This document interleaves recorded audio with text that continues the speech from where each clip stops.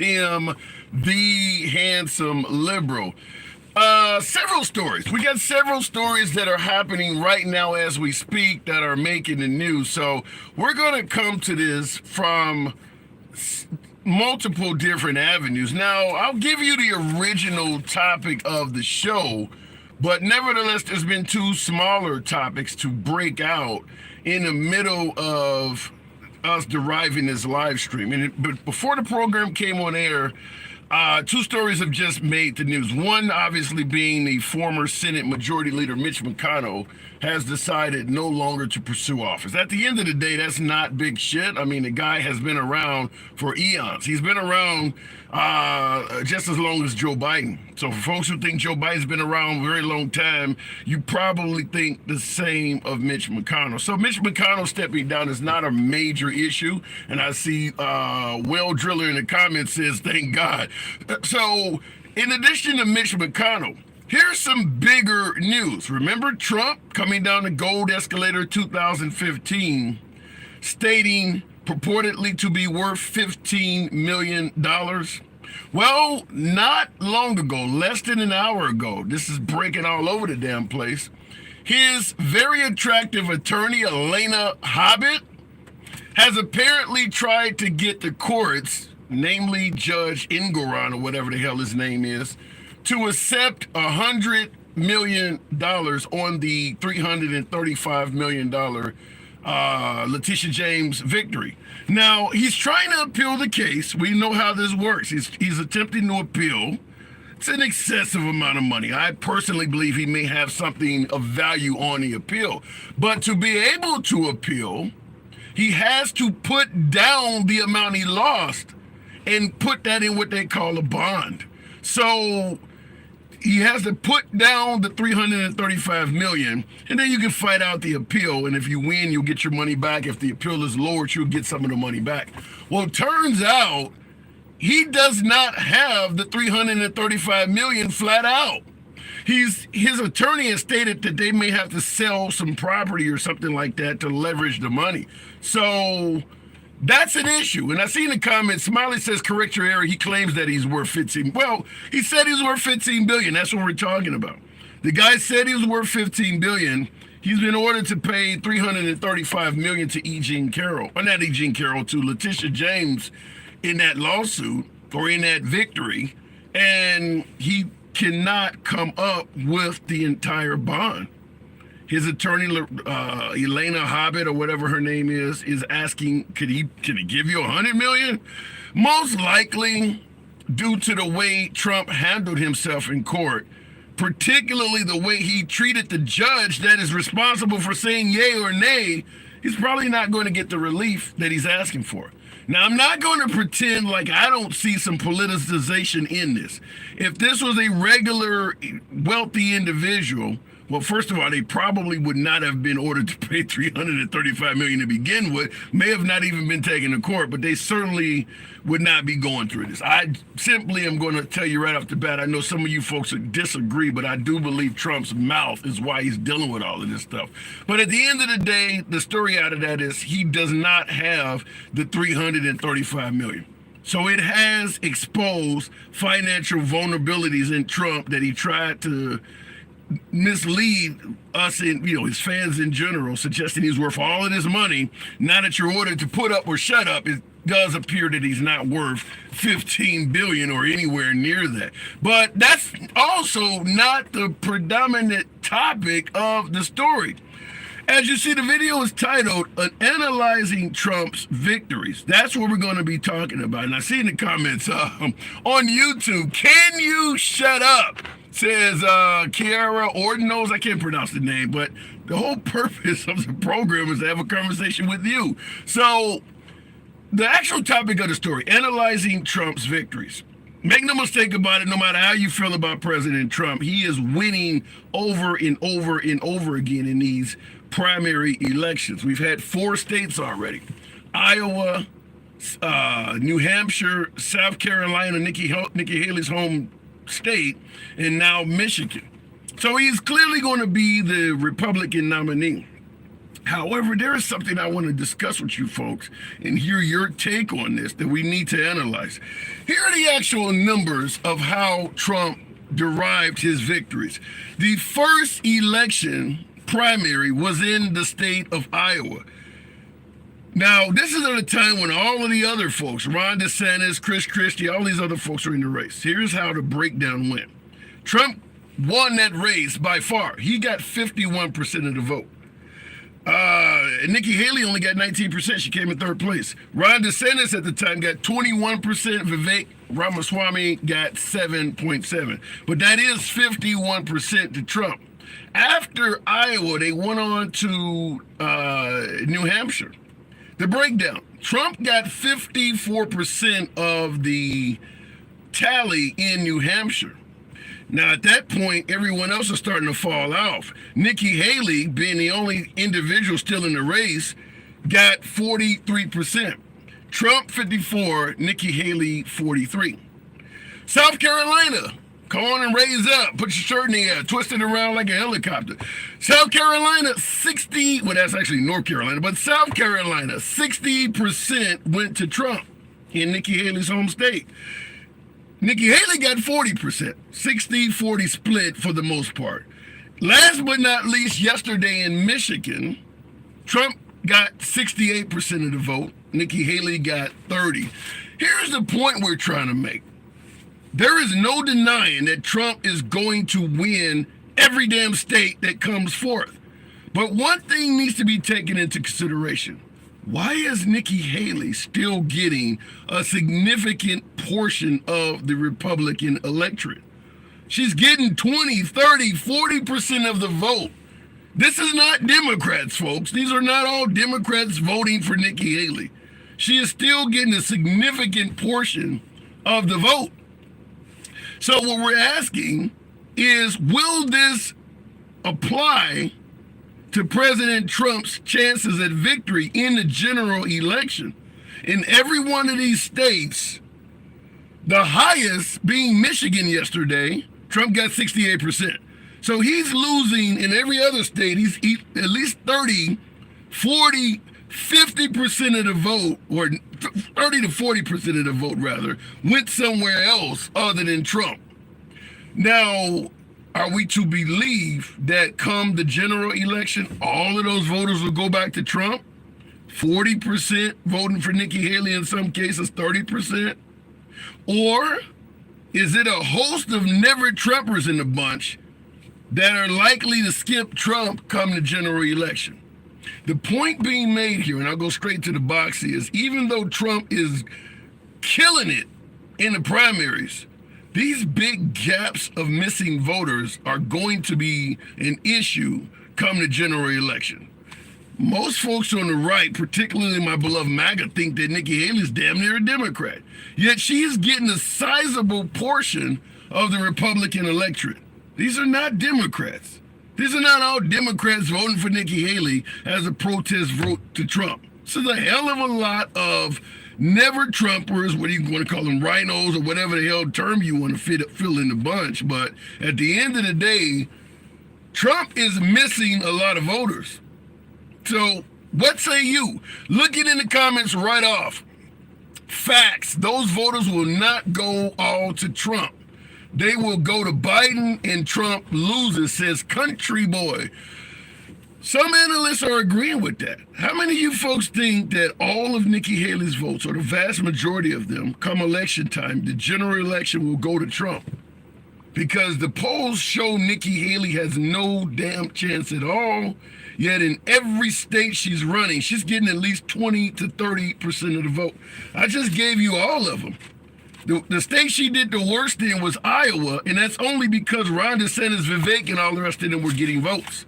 Trump only got 51% of the vote in Iowa. That means 49% went to other people. And once it got narrowed down to just him and Nikki Haley, she's still getting 20 to 30% everywhere she goes. Are all of those folks come election time going to go to Trump?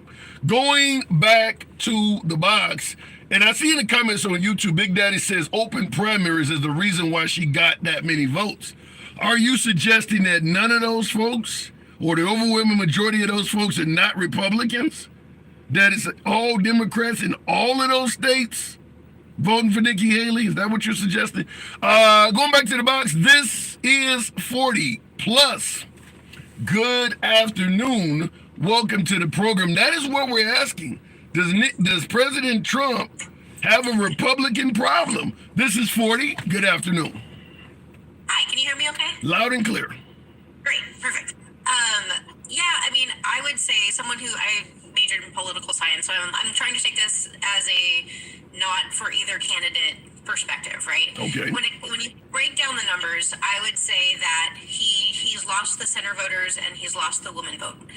And without those voters, you're not going to win a general election. And I think Nikki Haley knows that. She knows he's vulnerable in all the indictments, and she's going to hold on because he may be bumped off and she may be the next person in line because she has the wherewithal to be that person. Go ahead. And also I think, I don't lean that way, but she is, like when she talks, she's eloquent. She makes sense. I think she is, she's the best Republican candidate they have. And if the Republicans actually want to save the Republican Party and not lose the House, the Senate, and the presidency in this year, they would be smart to run her. Yeah, I don't know if they could possibly do that with Trump in the way. There's a lot of devoted Trump supporters, and Trump is not going to favor stepping down and putting Nikki Haley in place because she's a better candidate. He's not going to do that. And as long as he continues to go against Nikki Haley, there's a large portion of the Republican electorate that's simply not going to vote for Nikki Haley. Absolutely, but she is their best candidate who's held on. I mean, I think of other really good Republican candidates, and I would say McCain. Like I voted for Obama, but I thought McCain was a fantastic Republican candidate. I didn't like his VP. I thought she was a little on the who side, but you know what I mean? Like coming from an outside perspective, but if Obama wasn't my other option, I absolutely would have considered voting for McCain. What was wrong with Sarah Palin? Woman had the best eyesight ever. I hear she can see Russia from great distances. Yeah. She can see Russia from great distances. So I don't know, but I get your point. I mean, we're in a different day and age now with Trump and Biden than we were. Well, particularly with Trump. He's different than any Republican candidate. I don't know if Biden, other than his age, is that much different, but under the Trump era, we are in a different day and age. Agreed. And I think, but at the end of the day, Trump has his supporters and they love him. They bought the merch, right? Like they are saving their pennies for those shoes, like they are in. And, good for them. Like they have the right to have that opinion. But to win a general election, you have to have more center voters and the women vote. And I think we've seen the last two primary elections, how 2024 is going to go, and they will lose. Yeah. But in regards to the center vote, what about the economy? What about the border? You don't think the border may make some center voters go to Trump as opposed to Biden? I think he's really done himself in on pushing back on the bill or on the plan that they had. I think he had that until he started playing politics and not passing the bill that we were looking at. Like, I think that it's very clear his intention on that, right? Like, let's not actually make progress and actually protect our country. Let's play politics so that I have a leg to stand on in the next election. And unfortunately, he doesn't have a lot of policy. Like, he's not talking about what he's going to do outside of building a wall again and all of the same kind of sound bites he's had in the past two elections.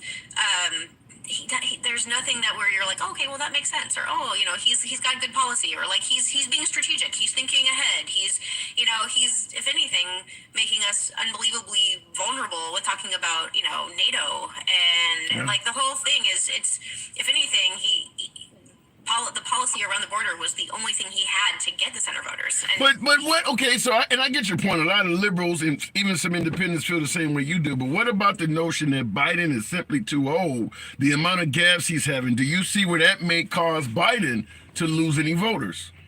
Yeah, absolutely. I mean, I don't love Camilla.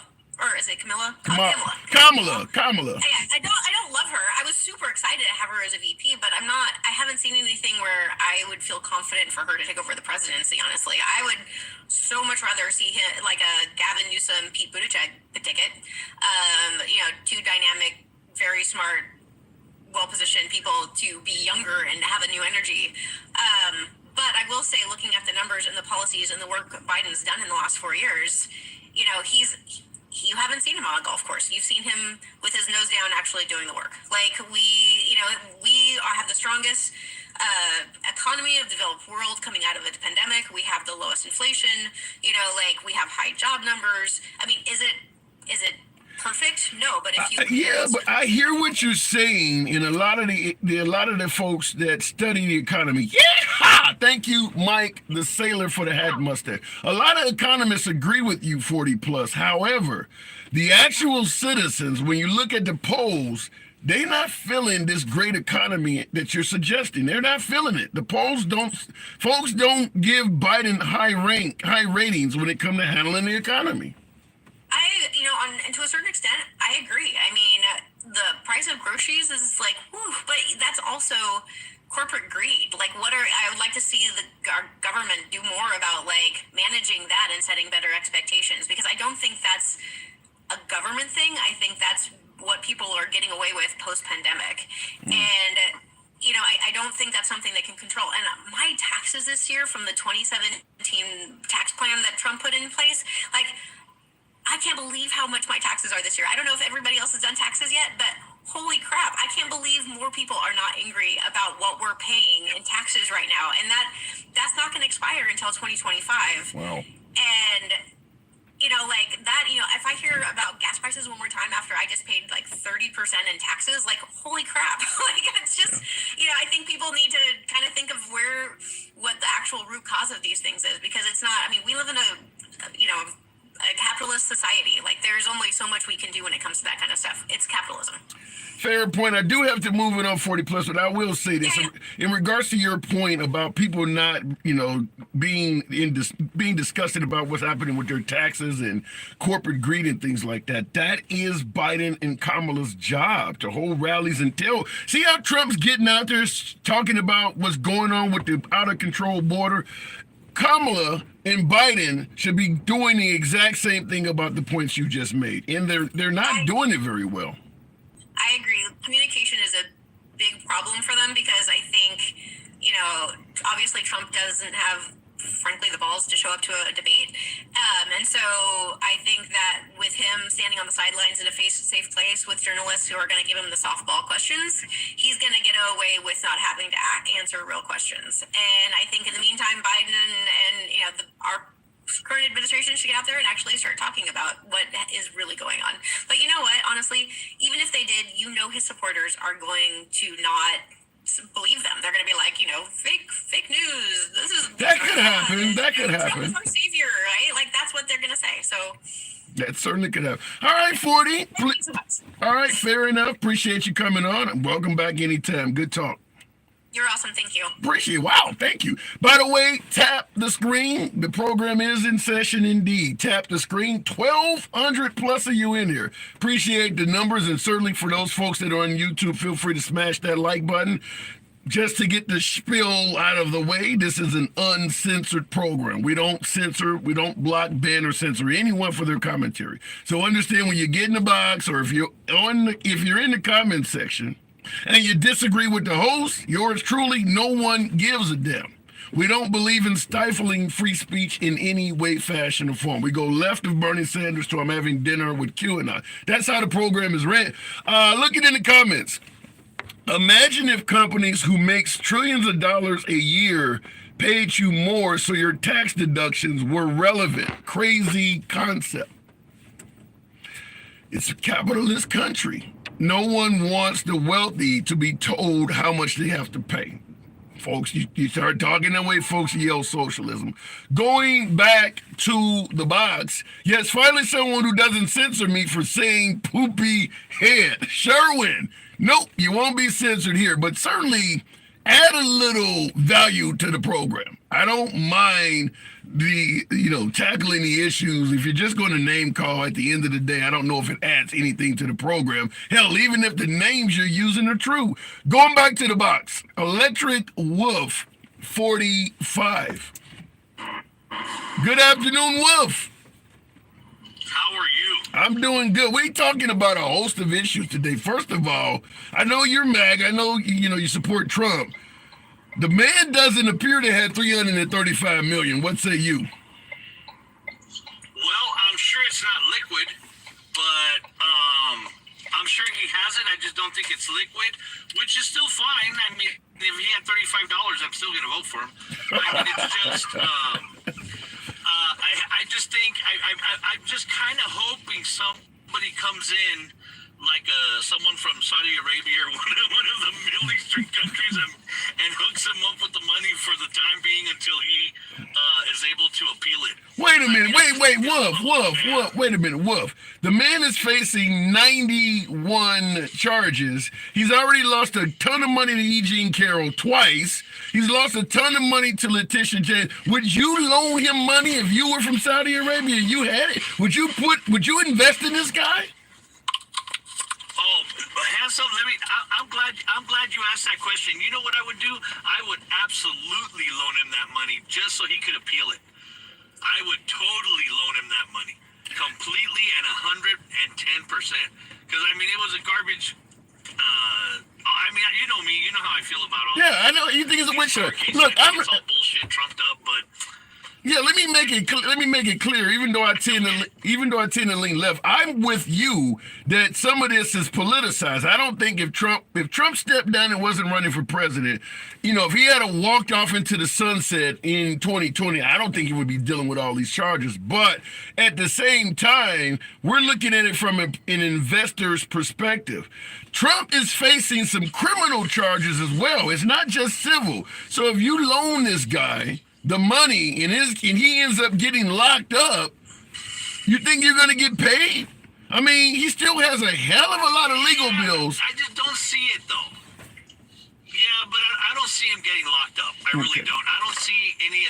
I mean, look at how all these are falling apart. Even like this appeal, the one where he lost at 305. I mean, he asked for a 30-day continuance until he appealed it. They said no. They had no reason to.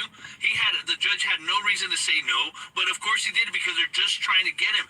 And the more they try to sound like they're trying to be fair, they're not, and it shows. I mean, it shows how they're persecuting him so bad, but that's okay. Like I said, I don't think he's going to do time.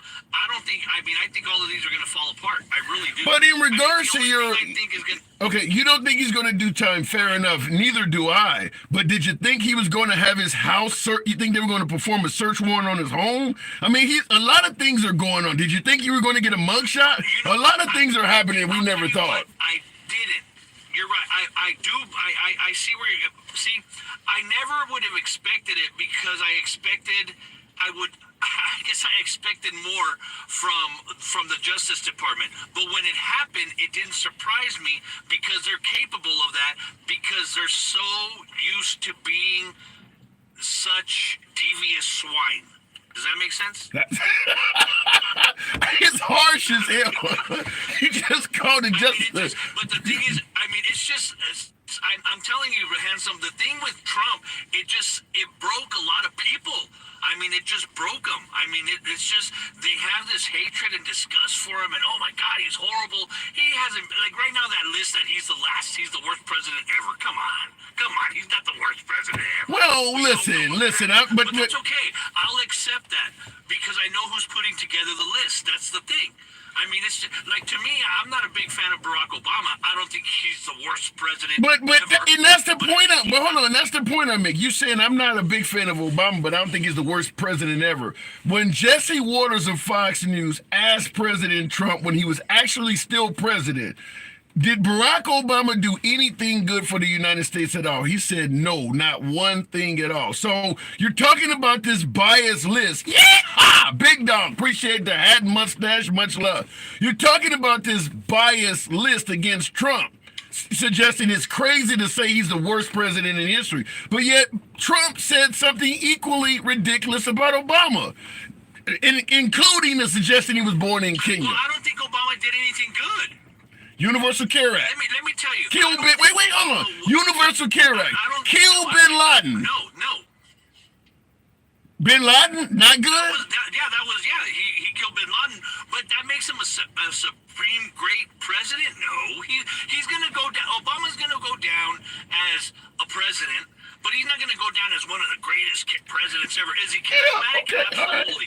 Did he know how to treat the press? Absolutely. Did he know how to manipulate the Democratic base? Absolutely. But I don't see where he did anything spectacular. And I don't disagree with you, Wolf. Was he our first black president? Yes, he was. Wolf, I don't disagree with you. I don't see where Obama's going to go down in history as the best president in history. But damn it, to say the man didn't do a thing good for the country at all when you kill Bin Laden? Come on now. I mean, do you think Trump overstated it a little bit? I don't think it. Okay, he killed Bin Laden. Yeah, but he killed Bin Laden, and then. To me, I didn't like the way he buried him. I mean, I liked his body, but aside from that, the whole scene where, we respected the way we buried him at sea, and because he deserved it because of his get the fuck out of here. You gave him way more respect than he needed. Now, him killing him, I'm in. I'm way in. But the thing is the majority of the time that he was president, like I said, he didn't destroy the country, but he set some things in motion that I don't really like. How about this one? Let me give you a Trump greatest hits. He was separating families at the border. How about how Obama handled the border? What? Yeah, absolutely. Obama was separating people at the border. He's the one that built the cages. I mean... Okay, so does he get credit? Does he get credit for defending the border?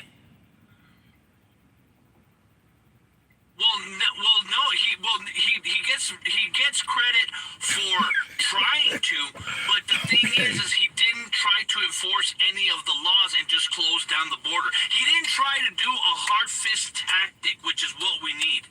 The problem is that we're so soft that we don't want to see, oh my God, he closed the whole border. What a horrible man. He tried his best to maneuver everything. Like he was a politician. He tries to do the best thing that, what's going to help the polls and what's going to help this. Trump doesn't give a shit about that. He's like, look, fuck it. I love this country. We're going to country whether you like it or not. And that pisses people off. Okay. I understand that. Like I said, Obama put a grenade in the ground, right? With some of the things that he did and said about races and stuff like that. The problem is that Trump came right after him and just said, what's this pin? Let's pull it. And boom. And, oh, well. All right. So, by the way, Speed Racer with the display of fireworks. Thank you. Appreciate that. So, at the end of the day, Wolf, it's safe to say you don't see anything positive coming out of the Obama presidency. I mean, like I said, he seemed like a nice guy. He seemed like he got along with a lot of people, but he kowtowed to other countries. I don't like that in a president. I want some balls, I want some balls, even from a woman president. I want balls. I want them to be aggressive. I want them to be proud of our country. I want them to represent our country and not say, well, this country has done some horrible things. Get the fuck out of here, man. Wait a minute. You want testicles. You want kahunas. You want a country that doesn't count. You don't see any of that in him meeting with Kim Jong-un and speaking so positively of Putin? You think he was tough on Putin? To bring him on board because he was trying to bring him on board. You have to try to make peace with your enemies. You got to try to put this world together from a strategic place of strength. Okay, Wolf. Yeah. Okay. I'm gonna draw a line in the sand. Okay, unfortunately, Wolf, I'm at the drop you. Your signal's bad. Wolf is a friend of the program. We don't agree on a damn thing, but Wolf is always a friend of the program. Certainly welcome back anytime. But Wolf, if you can't hear, your signal got degraded so bad that we weren't hearing you. Looking in the comments, or weren't hearing you legibly, but certainly you're welcome back anytime. Looking in the comments, we want them to fear our president, not laugh at us, and that's what they're doing right now. That's Garden Goddess on YouTube. Appreciate that. For my YouTube viewers, feel free to smash that like button if you enjoy civilized dialogue from both sides of the aisle. Feel free to follow the program to my TikTok folks, and certainly on YouTube a subscription if you will. TikTok, smash that like button, smash the screen rather. Get your boy up to 35,000. It helps out the algorithm, brings in more MAGA. Real quick before we go back to the box. In regards to the comment, we want them to fear our president as opposed to laughing at them.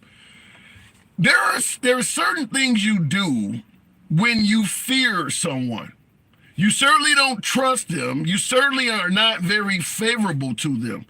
So a lot of the decisions and judgment you make is not actually authentic. So I don't know if having everybody scared of the United States, which is suggesting they should be fearful of Trump, there are certainly negatives to that. I can tell you this, if I was fearful of someone, let's say you're more powerful, stronger, heavily armed, then I'm going to start finding allies just in case you become a problem. After all, I'm scared of you.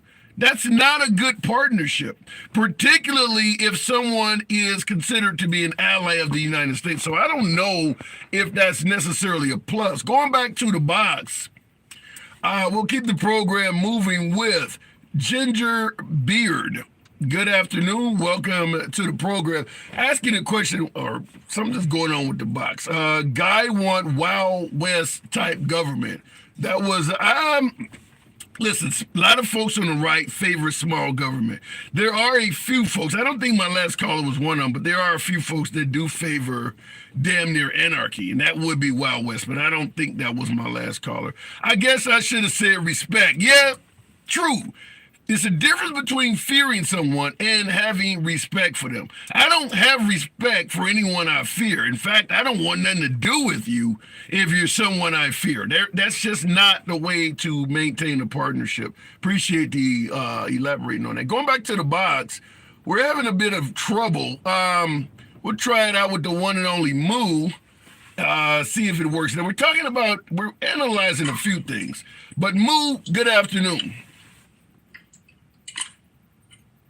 Moo, are you there? What's up, man? What's going on? Not much at all. Not much at all. We're actually analyzing. How you doing, man? I'm doing good. Can you hear me? I'm here, man. You got Right here with you. You got a low signal. Yep, I'm here. Your signal is showing low. I don't know if you're on Wi-Fi or something, but it's going to create a major delay. Okay, Moo, are you there?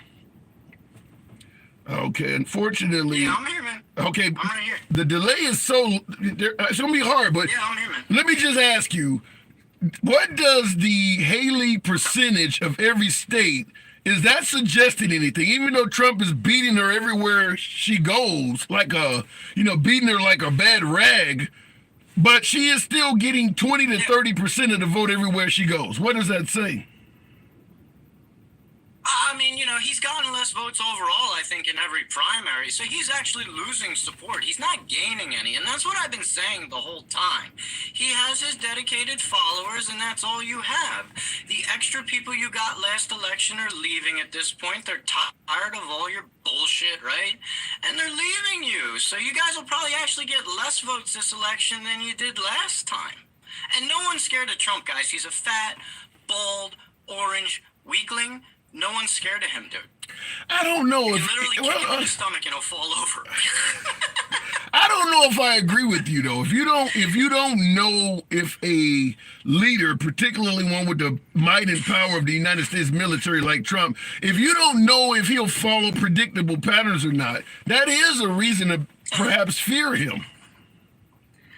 I mean, I don't fear him. I fear his stupidity, but I don't actually fear him as a man. Because, like I said, the dude's totally out of... I mean, you can, run rings around the guy, right? He'll be out of breath and he'll pass the hell out. He's, 100 years old. So, I'm not scared of an old man like that. It's ridiculous. So I'm assuming your comment, you can run rings around him and he'll pass out, that applies to Biden, too? Yeah.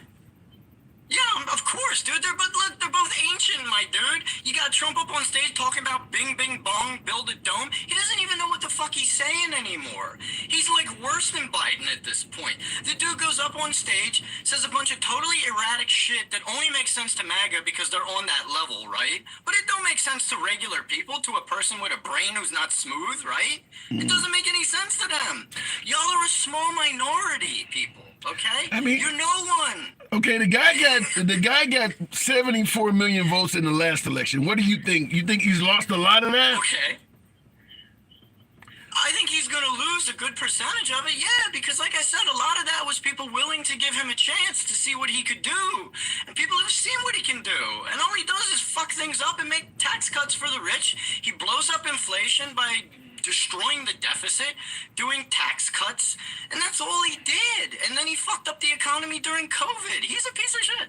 But how would you respond to people who would say, well, his opposition is Biden and he has fucked up the border?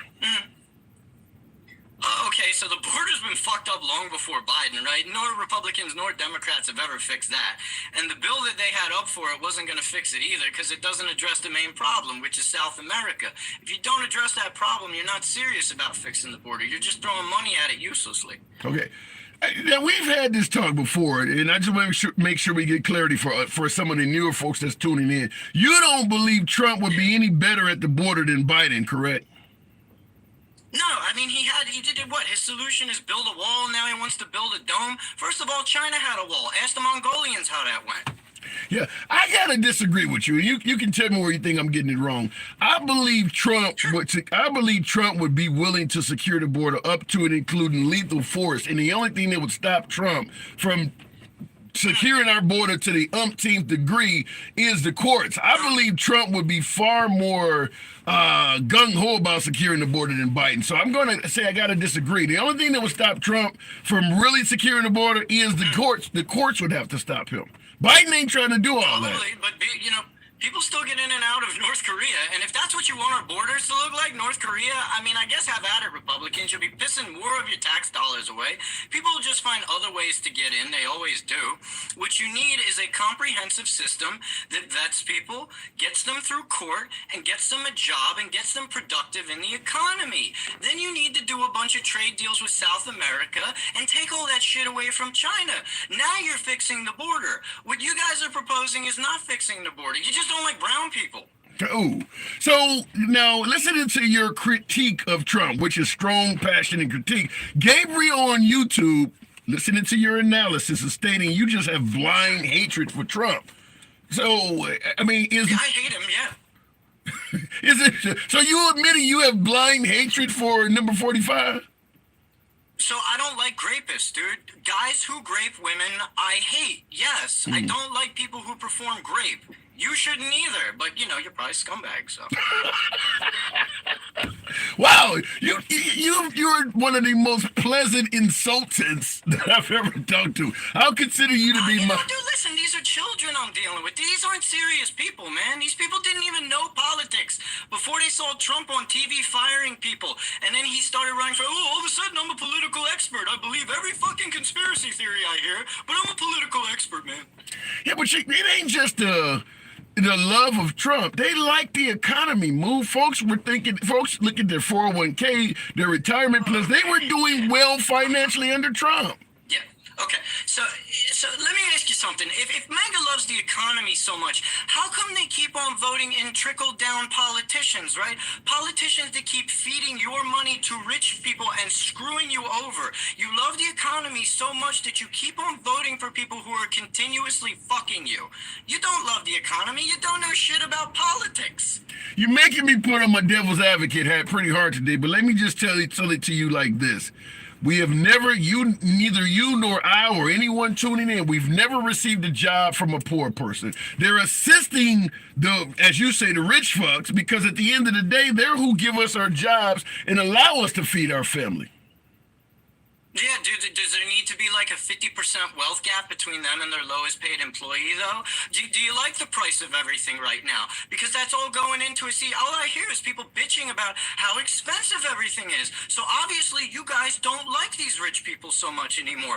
Obviously you should be thinking that maybe these CEOs should take a price cut so that maybe we can afford groceries again. But no, dipshits, keep on going with your trickle-down economics. It's working fabulously. But in the free country, Moo, are you suggesting that we should be able to dictate to the wealthy how much they can pay folks, how much they can sell their goods and services for? Isn't that more like socialism? Yeah, absolutely. You should only be able to sell certain goods at a certain value. McNuggets aren't $11, my dude, right? There's no chicken nugget in this world that's worth $11 fucking dollars, right? So yeah, you should be telling people what they can charge for what if they get out of pocket, right? FDR did it. He did pricing controls in 1948. So this has already been done before. This is not something new that I'm talking about. It's just that MAGA's so wrapped up again being against socialists, communists, that they're willing to get booty graped by grocery prices instead, right? Yeah, but at the end of the day, if you're opening up a business, let's say, move small business, do you really want the government telling you how much you got to pay your employees and how much you can charge for what you're selling? We're not talking about small businesses aren't the problem here. We're talking about large corporations. There is no small business selling millions of Americans groceries at outstanding prices. Who's selling them at ShopRite, Walmart, Target, big corporations. It always Republicans in particular always try to falsely insert small businesses. Like that's who we're even talking about right now. That's a bullshit narrative. All right, well, let's follow that up. I'm going to have to move it on shortly, but you're always interested as usual. If you go after the big corporations, there are a lot of people, many watching now, that may work for a big corporation. If you financially punish big corporations, you do realize they're going to pass that down to their employees and their customers. At the end of the day, the rich is going to stay rich. Did UAW punish them? UAW just punished them. How did that work out? It worked out marvelously for them. They got one of the best contracts ever. That's bullshit. You, as a worker, need a union. That's the only way you have power. You punish these corporations, you get what you want. They don't fucking leave. They're not leaving the United States where they're going to make millions, if not billions of dollars. This is crap, dude.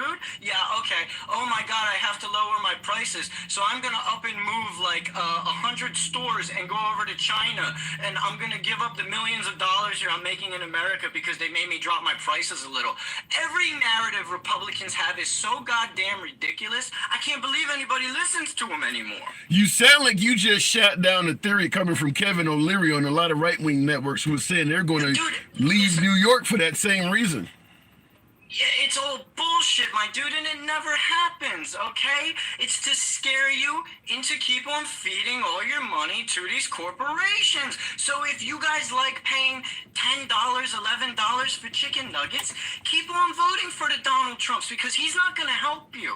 Okay, Democrats, keep on voting for the Joe Bidens because they're not going to help you either. They get donations from the people who want to fuck you. Wow. Why would they help you? All right. Donald Trump was literally on TV in a video. He got caught on tape saying how badly he's going to fuck all of you. It's literally on tape, and y'all like, yeah, I'm going to vote for the guy. Let me spread my booty cheeks nice and wide for you here, Trump. All right. At the end of the day, I do got to move it. Just to get clarity, you are a progressive. You support the likes of AOC and Bernie Sanders, correct? Correct. All right. Appreciate you coming through. Anytime, move. Have a good one, man. Bring that thunder. I appreciate it. And listen, I had to put my devil's advocate cap on for these discussions. I see folks in the comments were certainly, particularly on TikTok, had a lot of folks that were favoring what he was saying, but on YouTube it's a bit different. Sounds like he needs to move out of the country, says Garden. Wow, Garden, thank you for your participation there, Garden, in the comments on YouTube, by the way. A lot of companies have moved to Mexico because they are cheap.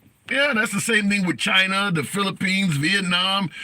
And now in this country, they're doing the same shit with North Dakota. A lot of companies, particularly some folks, are leaving New York to go to North Dakota. Remember Detroit?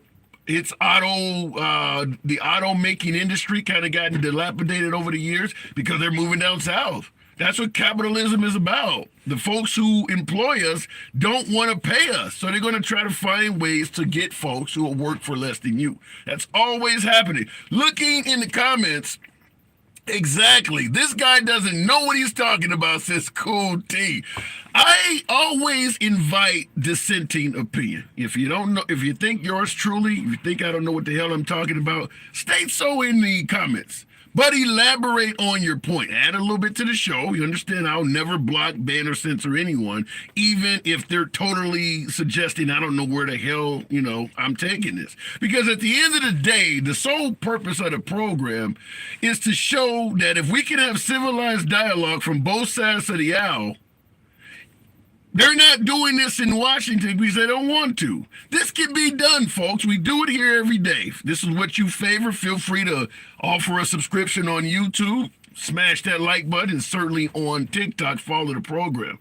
But I believe civilized dialogue with people from all sides of the voting spectrum shows that this can be done. If you just give it a shot. They're just not doing this in Washington. Looking in the comments, by the way, or better yet, going back to the box, we'll keep the program moving with Slim Body. Good afternoon. We're talking about the Nikki Haley essentially losing to Trump state to state to state. But at the end of the day, even though Nikki Haley is getting trounced by Trump all over the damn place, she is continuing to win between 20 and 40% of the vote. Why is Trump, in an era where everybody on the right believes Trump has the best path for this country going forward, why is he having such a difficult time breaking 60%? What is going to happen to those 30 to 40% of Republican voters come the general election? Or do you believe that 40% is just a whole bunch of Democrats voting for Republicans to make the numbers look different? That's what we're talking. Now, I don't know what's going on with the box. We'll keep it moving. Our last guest was not able to come up. It's nice listening to you and how you treat others who don't see it your way. Wayne Hughes, thank you for the accolades. That's the sole purpose of the program. We don't block, ban, or censor. We absolutely never talk down to guests. That's how the program is ran. Looking in the comments, Trump isn't your friend.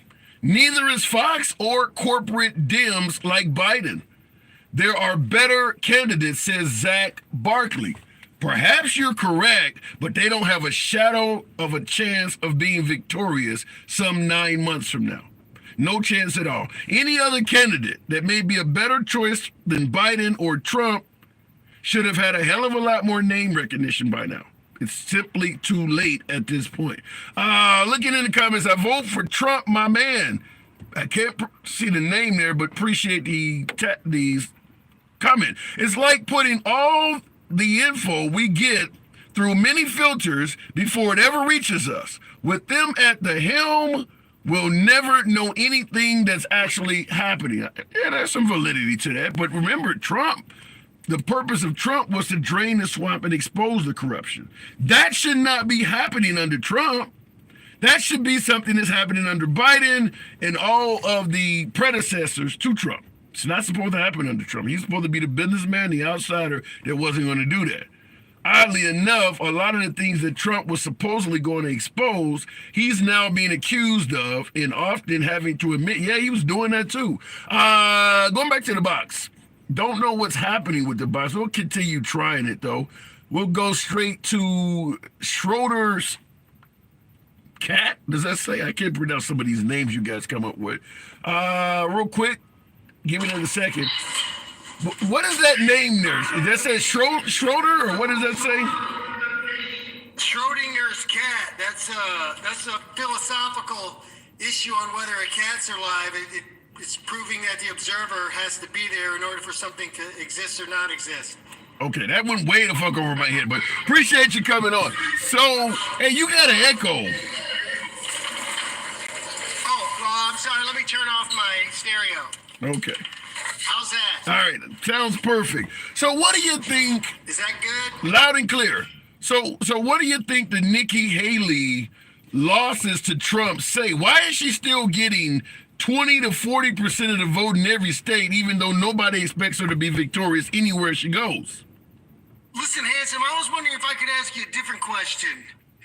I wanted to ask you, because you're a black guy, and if you look at me, I'm like a Native American Mexican, and I was talking to these people about systemic racism in the police force, and I just wanted to get your take on that. Because a lot of liberals like to say that the police force is just completely laden with systemic racism, and I just think there's a lot of issues. And I was hoping to get your take on that issue, if that's possible. Well, it's off topic, but just to briefly entertain it, I'm not a cop. I've never worked for the police department. I don't have an inside knowledge of anything they do. Nevertheless, the people that do, I'm talking about whether it's Eric Holder under the Obama administration, who had a lot of power he was America's top cop at the time.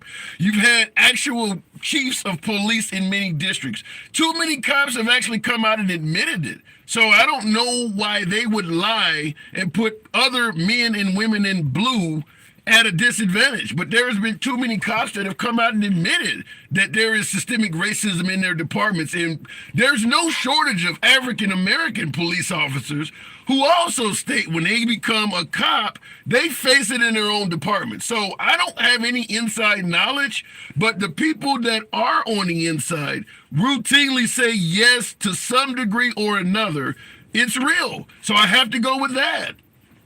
Okay, well, I grew up in Detroit, and it was a rough neighborhood. I wouldn't want to own a store in there. I mean, I've seen a lot of shoplifting. And in terms of the black community, I don't think it's an ethnicity or race thing. As from what I noticed, it just seems to be like an economic thing. They didn't, when you don't have a lot, you're going to do different things. You got. It's almost like when you go to prison or something, you got to be a different person. Just when you get up in there, when you don't come from a lot, you don't have a lot of opportunities. You got to make opportunities. And I feel like because of that economic disparage, that and there's obviously more white police force, more white people on the police force.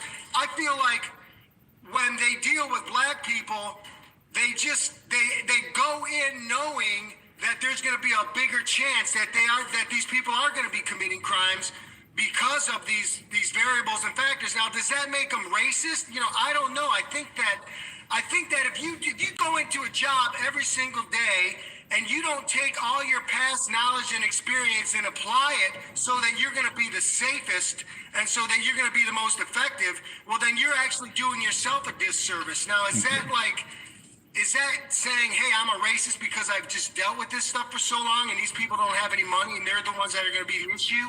Okay. All right. I'm going to move it. I will answer your question on the other side, but it is off topic. I'll give an answer, but appreciate you coming on. You're always welcome back. But I will tackle your question on the other side. Now, in regards to what he was stating, listen, I grew up poor on the south side of Chicago myself. My mom grew up in the 40s and my grandma, they were, descendants of sharecropping and all of that shit.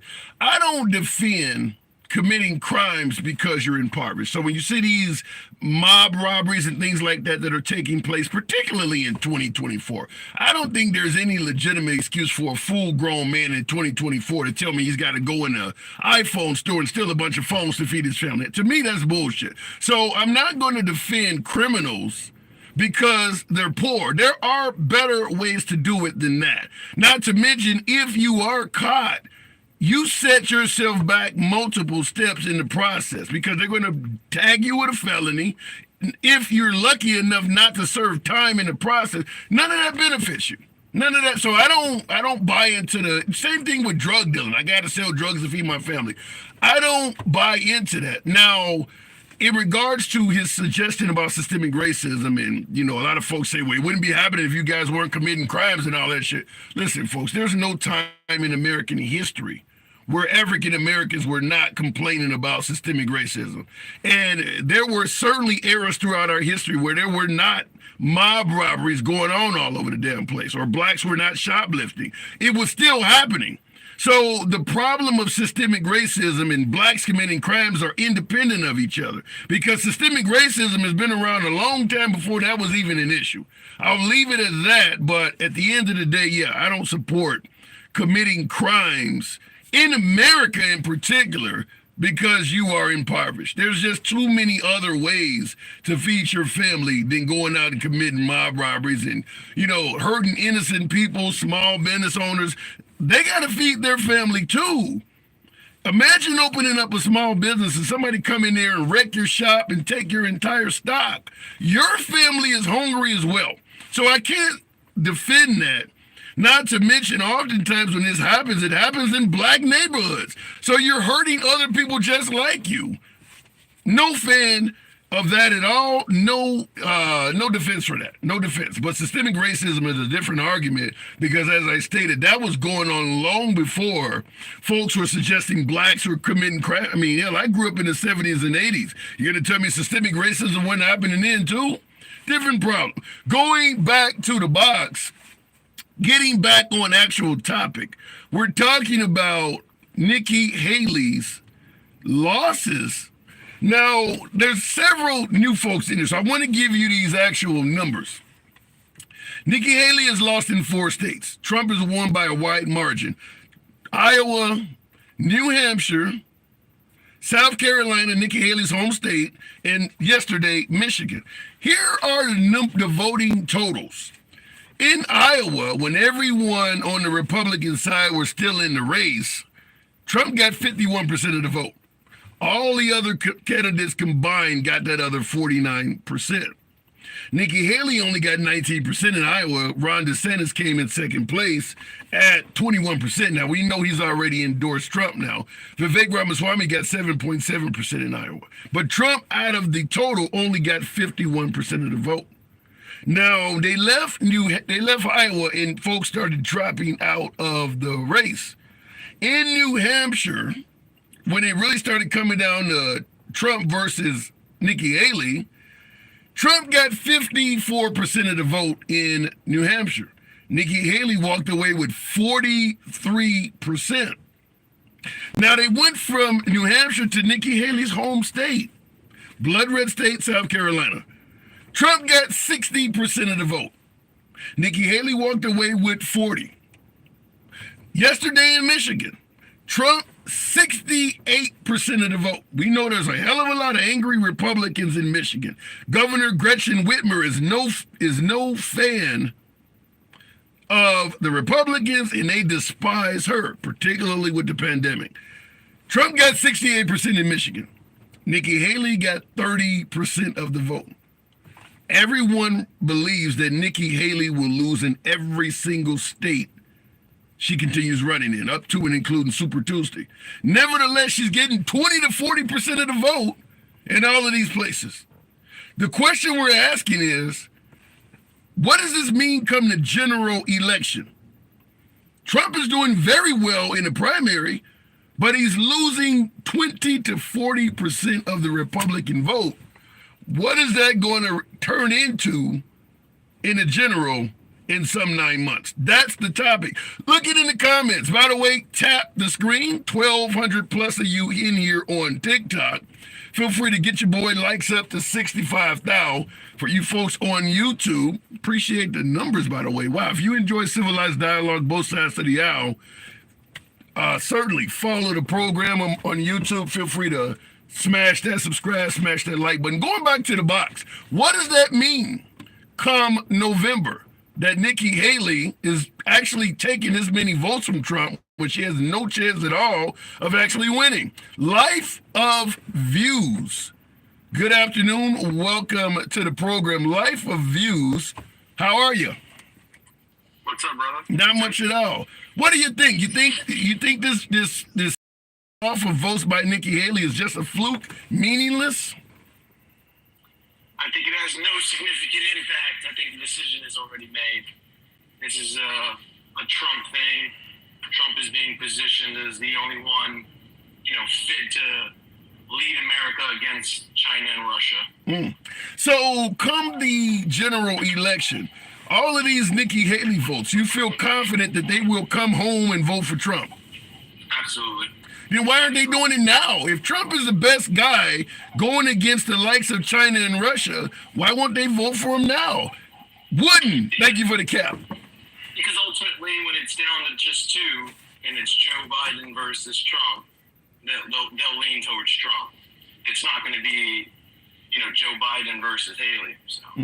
So, but why is so many of them voting for Haley? Haley's plan for America is totally different and softer, many would say, than Trump's. Why is she getting so many Republican votes?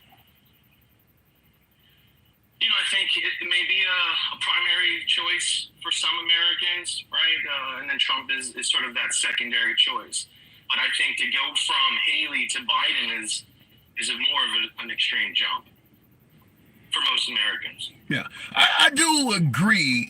Wait a minute. You're saying going from Trump to Haley is a smaller jump than going from Haley to Biden. That's correct. I would agree with that in terms of folks that lean right. I don't know about independents and certainly not liberals, though. Do you see Trump's support among non-MAGA? I know MAGA's not going nowhere. I get it, but among independents and among even liberals that may not like Biden, do you really see Trump's support is growing? I think so. I think even more so in the Latin X community. I hope that's the right reference. Hispanic. You can just say Hispanic. Yeah, in the Hispanic community, I think even more so. It's grown, at least from my purview being here in New York. Now, you're not Hispanic, I take it, right? My family is. I mean, yeah, you could say so. Yeah, I mean, I was born here in America, but my parents were. Now, you're in New York where they got all these immigrants all over the damn place, and you're saying that you analyze this as that's leading to more support for Trump? Yeah, it's just like beyond my understanding. Like even some of my closer friends who, they believe America is number one safer and financially more stable under Trump's watch. And despite how you can argue the numbers with them or not, they don't seem to be willing to change their mind on it. Yeah. But that's debatable. That may be the case for a lot of folks that America is safer under Trump. I'm not going to debate that. But any immigrant that would give me what you just stated, under Trump, America's a safer, financially more profitable country, I would look at that immigrant and say, yeah, but we're also more anti-you. All of these immigrants, what do you think's going to happen if Trump gets reelected? You're not going to stay. Well, Tim, I think that's one way to look at it. But if you look at all the construction projects that Trump has done over his real estate career, many of which he leveraged that same community for labor, right? So it depends on how you look at it from what perspective. So. Yeah, but Trump has promised the largest deportation in U.S. history. Do you think that the immigrants are going to be treated fairly and kindly when all of that's happening? You got to get millions of people out of here in a span of, 3 to 4 years or whatever he's going to do. You think that the immigrants are going to look at that, yay, get my brothers and sisters out of here. They came illegally. Kick them out. You think they're going to favor that? No, I don't think so. But at the same time, he also promised a lot more, completion of that wall that didn't get completed as well, right? So how much of it is just to get him reelected and how much of it is to really, carry out that mission? So. Yeah, but that's what I'm saying. You're talking about the Hispanic vote. Trump's promising the largest deportation in history. You're talking about the wall. He's promising all of these sorts of... But I also know that it's a direct connection between, let's say, an immigrant and what would you say here in New York, where the Hispanic population is, mainly, let's say, Puerto Rican as an example. I mean, these folks don't feel like they've got anything to worry about. What do you mean nothing to worry about? So their families aren't being deported. Right? No, but... So if you, I get your point, yeah. But you're saying is that the Puerto Rican community is not likely to be deported, so they don't have the same issue they with. They don't feel that impact, so there's no connection. When you say, hey, the larger, more broader Hispanic community faces these potential deportation, impacts. Well, that's not something I think is relative to at least the Hispanic community here in New York. So. Yeah, but you know what is relative? Republicans are going around saying if you reelect Biden, he's going to make Puerto Rico a state. They still would benefit, even the Puerto Ricans. That's a good point. Yeah. I hear what you're saying. I'm just going to say that, and there's a lot of reasons to support Trump. Certainly financial. Folks favor his economy and the amount of wars that are breaking out. I'm not going to take away from the fact there's a lot of legitimate reasons to support Trump. But if you're Hispanic, to me, those reasons drop significantly just simply due to the treatment of Hispanics. I'm not, in regards to entering this country illegally, I don't favor that. But when you start saying they're varmint and they're poisoning the blood and they're invaders, how can you, as a legal Hispanic or American-born citizen with Hispanic descent, favor that. Your parents or grandparents likely came here the same damn way. I mean, how would you have favored if your ancestors had been called varmints, invaders, and I mean, how could any Hispanic see that as good? These are all valuable points, Tim, right? And I think I've tried to make similar cases, but I guess the visual I'll leave you with is I still remember, Donald Trump being in Puerto Rico shortly after some of the devastation. Not the tissue, not throwing the paper. Shooting the baskets, right? So who knows?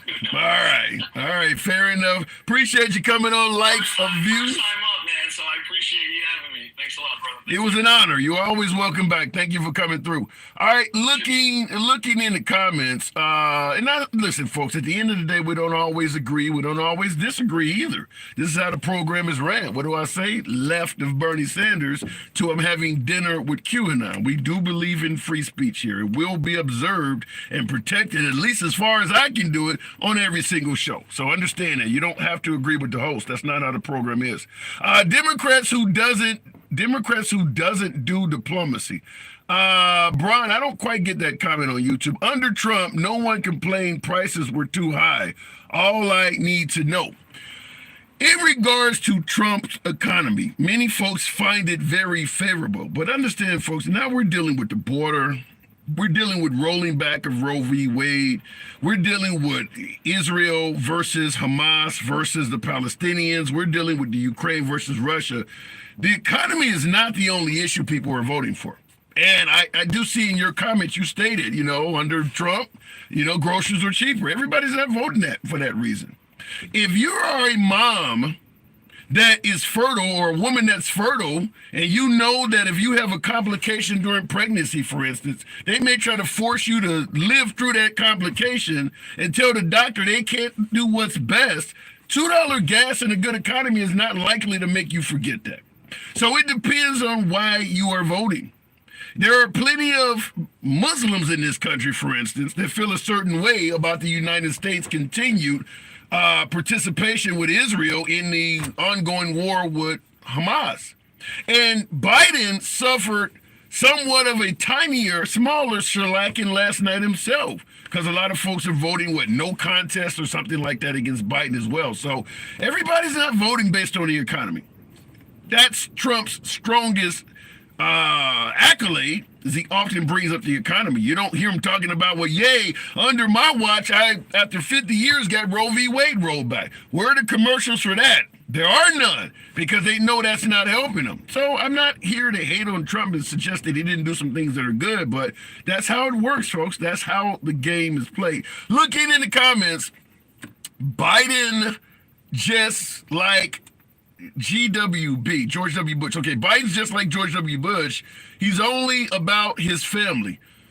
Every president, folks, suggest, you think Trump is not only about his family, he put a hell of a lot of them in administrative positions. So you're going to say Biden is only pro-family when Trump actually gave his family members White House positions? Should we ignore that? Tap the screen. Get your boy on up to 75,000. You know how the program is ran, certainly on YouTube. Smash that like button if you enjoy civilized dialogue. I try to get my YouTube audience up. Smash that like button. It helps out the algorithm, brings in more MAGA. At the end of the day, this is a MAGA-friendly program. MAGA are always my preferred guest. Going back to the box, real quick, we'll continue on with King Cowboy Star, state of Texas there, with a Dallas Cowboy emblem in the middle. King Cowboy, good afternoon. How you doing? Great live. How you doing today? Appreciate it. Thank you. I'm doing well, and yourself? Good, real good. I just want to point out a few things and go from there. Sure. I'm not sure if you watched the primary last night in Michigan, and did you also, because you were pointing out how much Haley got votes she got and stuff. One big concern too for Biden is The amount of uncommitted Yeah. also voted last night too. The uncommitted of going on his side for being on the ballot. That was pretty. It's significant. It's significant. I would agree with you. The uncommitted. Now, Michigan does have a large Muslim community, bigger than. In fact, Michigan, I believe, has more Muslims in it than any other state in the union. But that same uncommitted, or whatever the hell they're calling them, said that will exist in other states. But here's the difference in regards to Trump and Biden. The folks that are not voting for Trump, I don't know what he could do in 9 months to get their vote unless Biden screws up even more. Biden, all he has to do is convince Netanyahu to impose a ceasefire. And that group is over with. They're fighting for one single issue. They want the U.S. out of Netanyahu's arsenal. They don't want us helping Netanyahu in Israel. So Biden could easily fix that. I don't know what Trump could do to prevent all of the votes he's losing to Nikki Haley. What about depending on who his running mate is? I think that's going to make a big difference too. Trump's running mate. Yes. Well, let's go with some names. Tim Scott. Nikki Haley is not going to be Trump's running mate. In fact, Trump at one of his rallies recently stated that he said I can't call someone a bird brain and then tell you this is my running mate. He said that himself. He's like I can't bring her up now. He said I've been calling her a bird brain. So Nikki Haley's not going to be Trump's running mate. What do you think the options are out there? Well, the names being thrown around, Tim Scott. Listen, Trump needs somebody, considering how bombastic he is. He almost needs a yes man of sorts, or somebody who does not make a lot of waves. Tim Scott would be perfect for that. Folks are throwing around Tulsi Gabbard. I don't know. I think Ron DeSantis is somewhat as bombastic as Trump on a lower level, so I don't see that. And also Ron DeSantis, at least in the MAGA camp, has exposed himself to be disloyal. So I don't think you'll get it from Ron DeSantis either. Vivek Ramaswamy, maybe, but there's a certain element of the party. I know some folks are not going to like me saying this, but they're not going to vote for an individual of Indian descent to be in power, to potentially be the nation's commanding, the president, because Trump is, listen, we talk about Biden, but at the end of the day, Trump is no young cat either. He'll be 82 if he serves this whole term. So that means we could have someone of Indian descent in place to be the president. I don't think a lot of MAGA would take that. So those are the names being floated around. What about Kerry Lake? Yeah, that would be a great one too.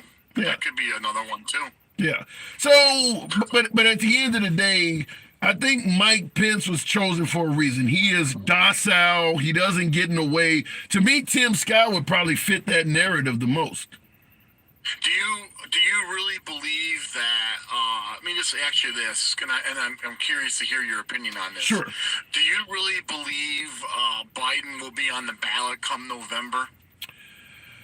70-30. 70-30. Because it wouldn't surprise me. We have had this happen before at the DNC. I forgot the president, but the actual president that did it, but he chose at the DNC to announce he wasn't going to take it. I'd say 70-30. There is a real possibility that Biden may not be on the ballot. I mean, because unlike Trump, Biden does listen to his surrounding cast. Trump believes he has the best vision for America. Either you get in line or you get out the way.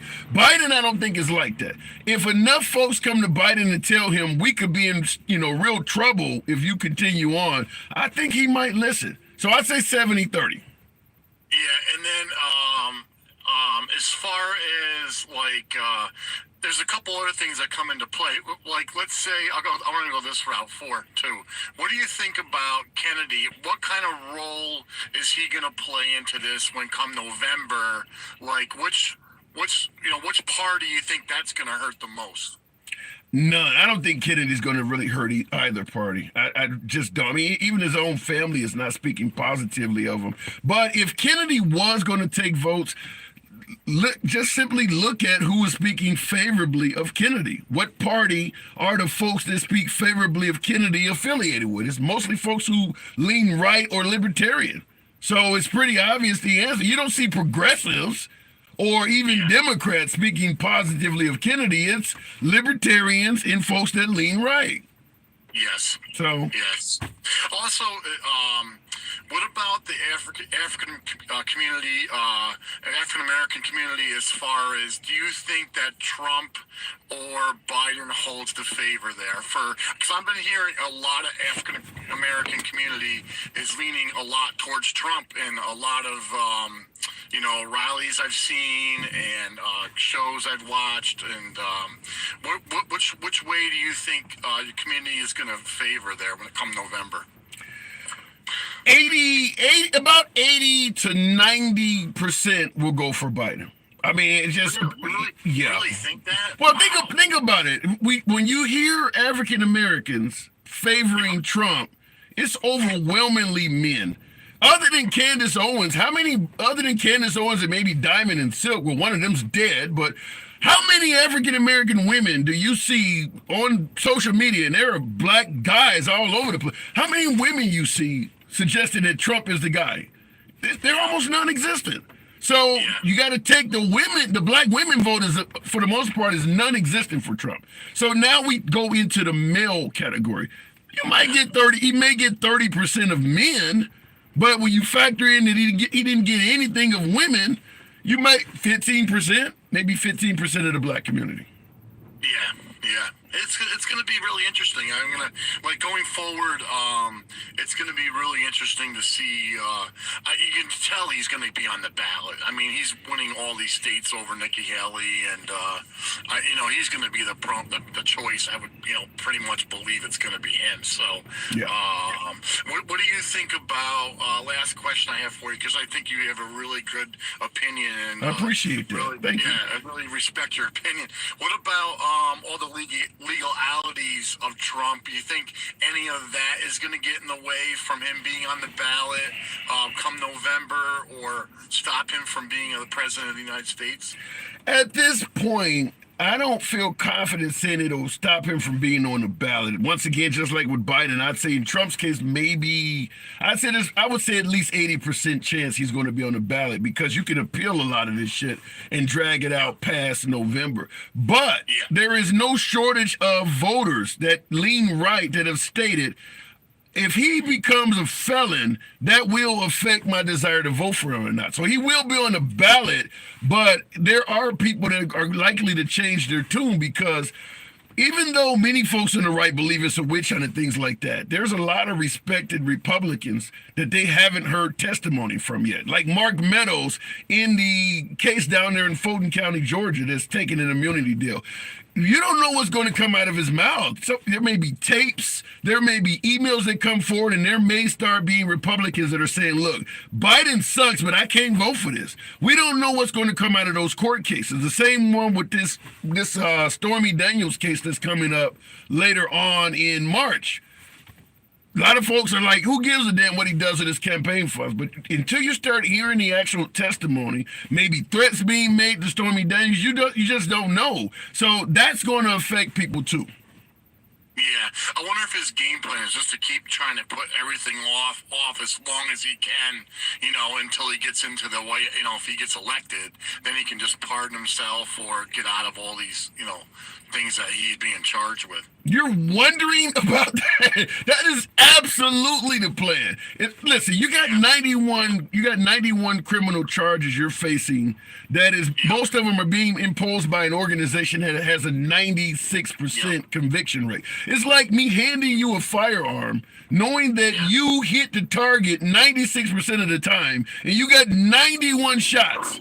You're going to shoot some shit. It's plain and simple. You got a 96% accuracy rate, and you got 91 bullets. There's going to be a lot of holes in the target. So at the end of the day, the goal is to simply delay And once you actually get in office, you can replace the likes of Merrick Garland, the likes of Jack Smith, and your new friendlier replacements will reevaluate everything and determine these charges should have never been filed and the federal government is hereby tossing this out. That is the goal. But an acquittal or a not guilty verdict, that's not going to happen. That's not even the goal.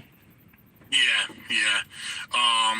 So yeah, it should be really interesting. So what do you think the next coming forward for the next primary, ones are going to be really interesting to look at going forward coming up? What do you think? What's your thoughts there? Well, considering how the last four have been, certainly in states like South Carolina and Iowa that tend to be fairly conservative, the fact that Trump is not getting even not breaking 60% in most of these places, I think that right there is what I'm gonna continue focusing on, is that if his numbers don't break 70% in an environment where Nikki Haley is not likely to win, you would never see Kennedy. You mentioned Kennedy. If he goes up against Biden, there's no way in hell he's going to be getting 40% of the vote from Democrats right now. I don't see it happening. And Nikki Haley is getting that.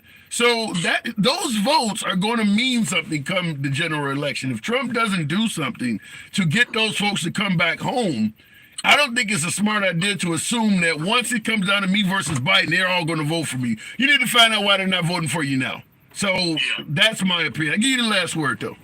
Your last opinion, I'd like on. So what if Biden isn't on the ballot? Who would you say percentage-wise would be on the ballot to be on the Democratic Party? Okay, flat out, in my humble opinion, and this is going to sound awful that I say this, but if Biden croaked, if he literally kicked the bucket, I think you may have more liberals celebrating than Republicans, because at this point, I think a lot of folks on the left do not favor Biden. They would probably be more happy with Kamala, Gavin, Whitmer, you name it. Because Newsom. What about Newsom? Gavin Newsom. I said Gavin. Yes, Gavin. Yeah. Okay. Yeah. So at the end of the day, if Biden stepped down, I think just about any liberal they put in his place, the ones that are well known that we know of would probably do as well as Biden, if not better, because at the end of the day, most of the votes that Biden is getting are not pro-Biden votes. They're anti-Trump votes. If you get Gavin Newsom or some of those folks, now you're starting to get Gavin Newsom votes as well. I think it's worse for Trump to not be able to go up against Biden. I think if it's someone like Newsom or anyone that you mentioned, I think that's a worser a thing for him. Than running up against Biden. What's your thoughts on that? I don't disagree with that, because there's not a lot of love for Biden among the Democrats. It's just hatred for Trump. If you put in a liberal that actually has a huge fan base, I think, it would get worse for Trump. I do got to move it on, though, King. Thank you so much. I appreciate you having me on, and great show, and I really, really enjoy your listening to you. Appreciate that as well. You're always welcome back. Moving the program on, and when Trump loses again, he's going to say it's fraud. You got to know this. Train. I think everybody realizes that. If he's already saying it's fraud. If I agree with you 100%. If Trump is not victorious in November, he's going to say it was fraudulent. I 100% agree with that. Looking in the comments, I like John Tester. Mayhem. Thank you. Gavin is not good. Look how he managed California. We could talk about issues with every politician, but yet folks are still voting for him. I mean, a lot of folks would say, well, this happened in California or that, and they would overlook it. Or, as I stated before, there's a host of never Trumpers out there. So a lot of folks, listen, California has not necessarily been ran the best, but his opposition is Trump. So I do believe Gavin Newsom would probably have a bigger fan base than President Biden. Going on back to the box, thank you folks for tapping the screen. A little bit of numbers dropping on TikTok. Still got almost 650 of you in here. Certainly get your boy up to around 85,000. It does help out the algorithm, brings in more folks to the program. You guys on YouTube, feel free to smash that like button. This is how we run the program, uncivilized format. Every day, 1 p.m. Central is when we're here. Left of Bernie Sanders, I'm having dinner with QAnon. We allow the folks to speak uncensored. Going back to the box, TikTok arm fighter. Good afternoon. Trump hasn't told the truth since the 80s. Damn, Skeeter. Wow, I like the name, by the way. I don't know about that. Hasn't told the truth since the 80s, huh? Wow, that's harsh. TikTok armchair, good afternoon. It's arm fighter. Arm fighter, my fault. It shortened your name when you came up. So, what do you think? I mean, you see the... I think she has her hands full is what I think she has. I think she is engaging with a salesman in an integrity battle. And he's going to eat her lunchbox every time. He's going to tease her. He's going to be a cocky salesman. And when he called her a pinhead... Wait. You're talking about Nikki Haley? Yeah. He called her a bird brain. I don't know about pinhead. Was it? I thought he also said pinhead too. I mean, it might. That's Bill O'Reilly's term. It might be. He may have called her a pinhead. He may have been hanging around Bill O'Reilly too long, but he's been calling her a bird brain. See, I think the issue is I think she's just there to create an easy win. I don't think she is a true patriot. I don't think she looks at our complete interests in mind. I don't think moving forward is something in her head. Wait a minute. If Nikki Haley is as unpatriotic as you stated, how the hell did she get elected to governor twice and even Trump appointed her ambassador? Why is this coming up now? How did Biden get in? But that doesn't answer the question about Nikki Haley. Again, I think that when you look at placement, people are put into place for a reason. Why would Trump appoint an unpatriotic ambassador to a White House position? What is the reason for doing that? An agreement. I will do this, but you have to do this. There are a lot of things that are contingent when it comes to politics. I'll do this, but you've got to do this. Don't call it one thing or another, but it is a contingency. You'll get our vote, but you need to put this person here and that person there. We need people in this position so that we can create this and there. They're looking at positions beyond that too. When you look at positioning, don't people understand that first and foremost, when we vote for our president, the Electoral College controls that? Yeah, but I'm hearing what you're saying. Trump, being a businessman, promised to drain the swamp and expose corruption. You're making it sound like they're shaking hands behind the scenes. It sounds like he's knee deep in it. Sounds like he got in office and did the same thing. I think he got invited to a party that he didn't really want to have dinner. But he ate the food anyway. And you, just like myself and many others, have to look at this and weigh out our options. That's our job as citizens, to be diligent, to do our due diligence and our own research, and not just buy in to the propaganda that's out there. People don't believe that there's any propaganda. Why don't you look at the stuff passed in 2016 and tell me when propaganda was legalized that year? Yeah, I don't disagree with you that People don't get it. There's a reason they're putting some of this out there. Yeah, I don't disagree. Yeah, I don't disagree with you that propaganda and hidden agendas are every damn where. But the issue I have is Trump promised to drain the swamp, and yet he wins the nation's highest office, and all he is doing is firing swamp creatures that he hired. His job was to drain the ones that were there, not bring a host of them himself. So a manager hasn't found out that who he thought was his best employee was his worst asset? 4 straight years of that? The ignorance of it is one thing, but again, that would tell me that there was a contingency there, that he knows that he's got to take action with this, but I can't right now. So even after Trump left office, he's still trying to appoint folks like Dr. Oz, trying to appoint folks like Herschel Walker. I don't see any evidence that he's learned not to appoint bad people. I don't believe he will. He's a salesman still.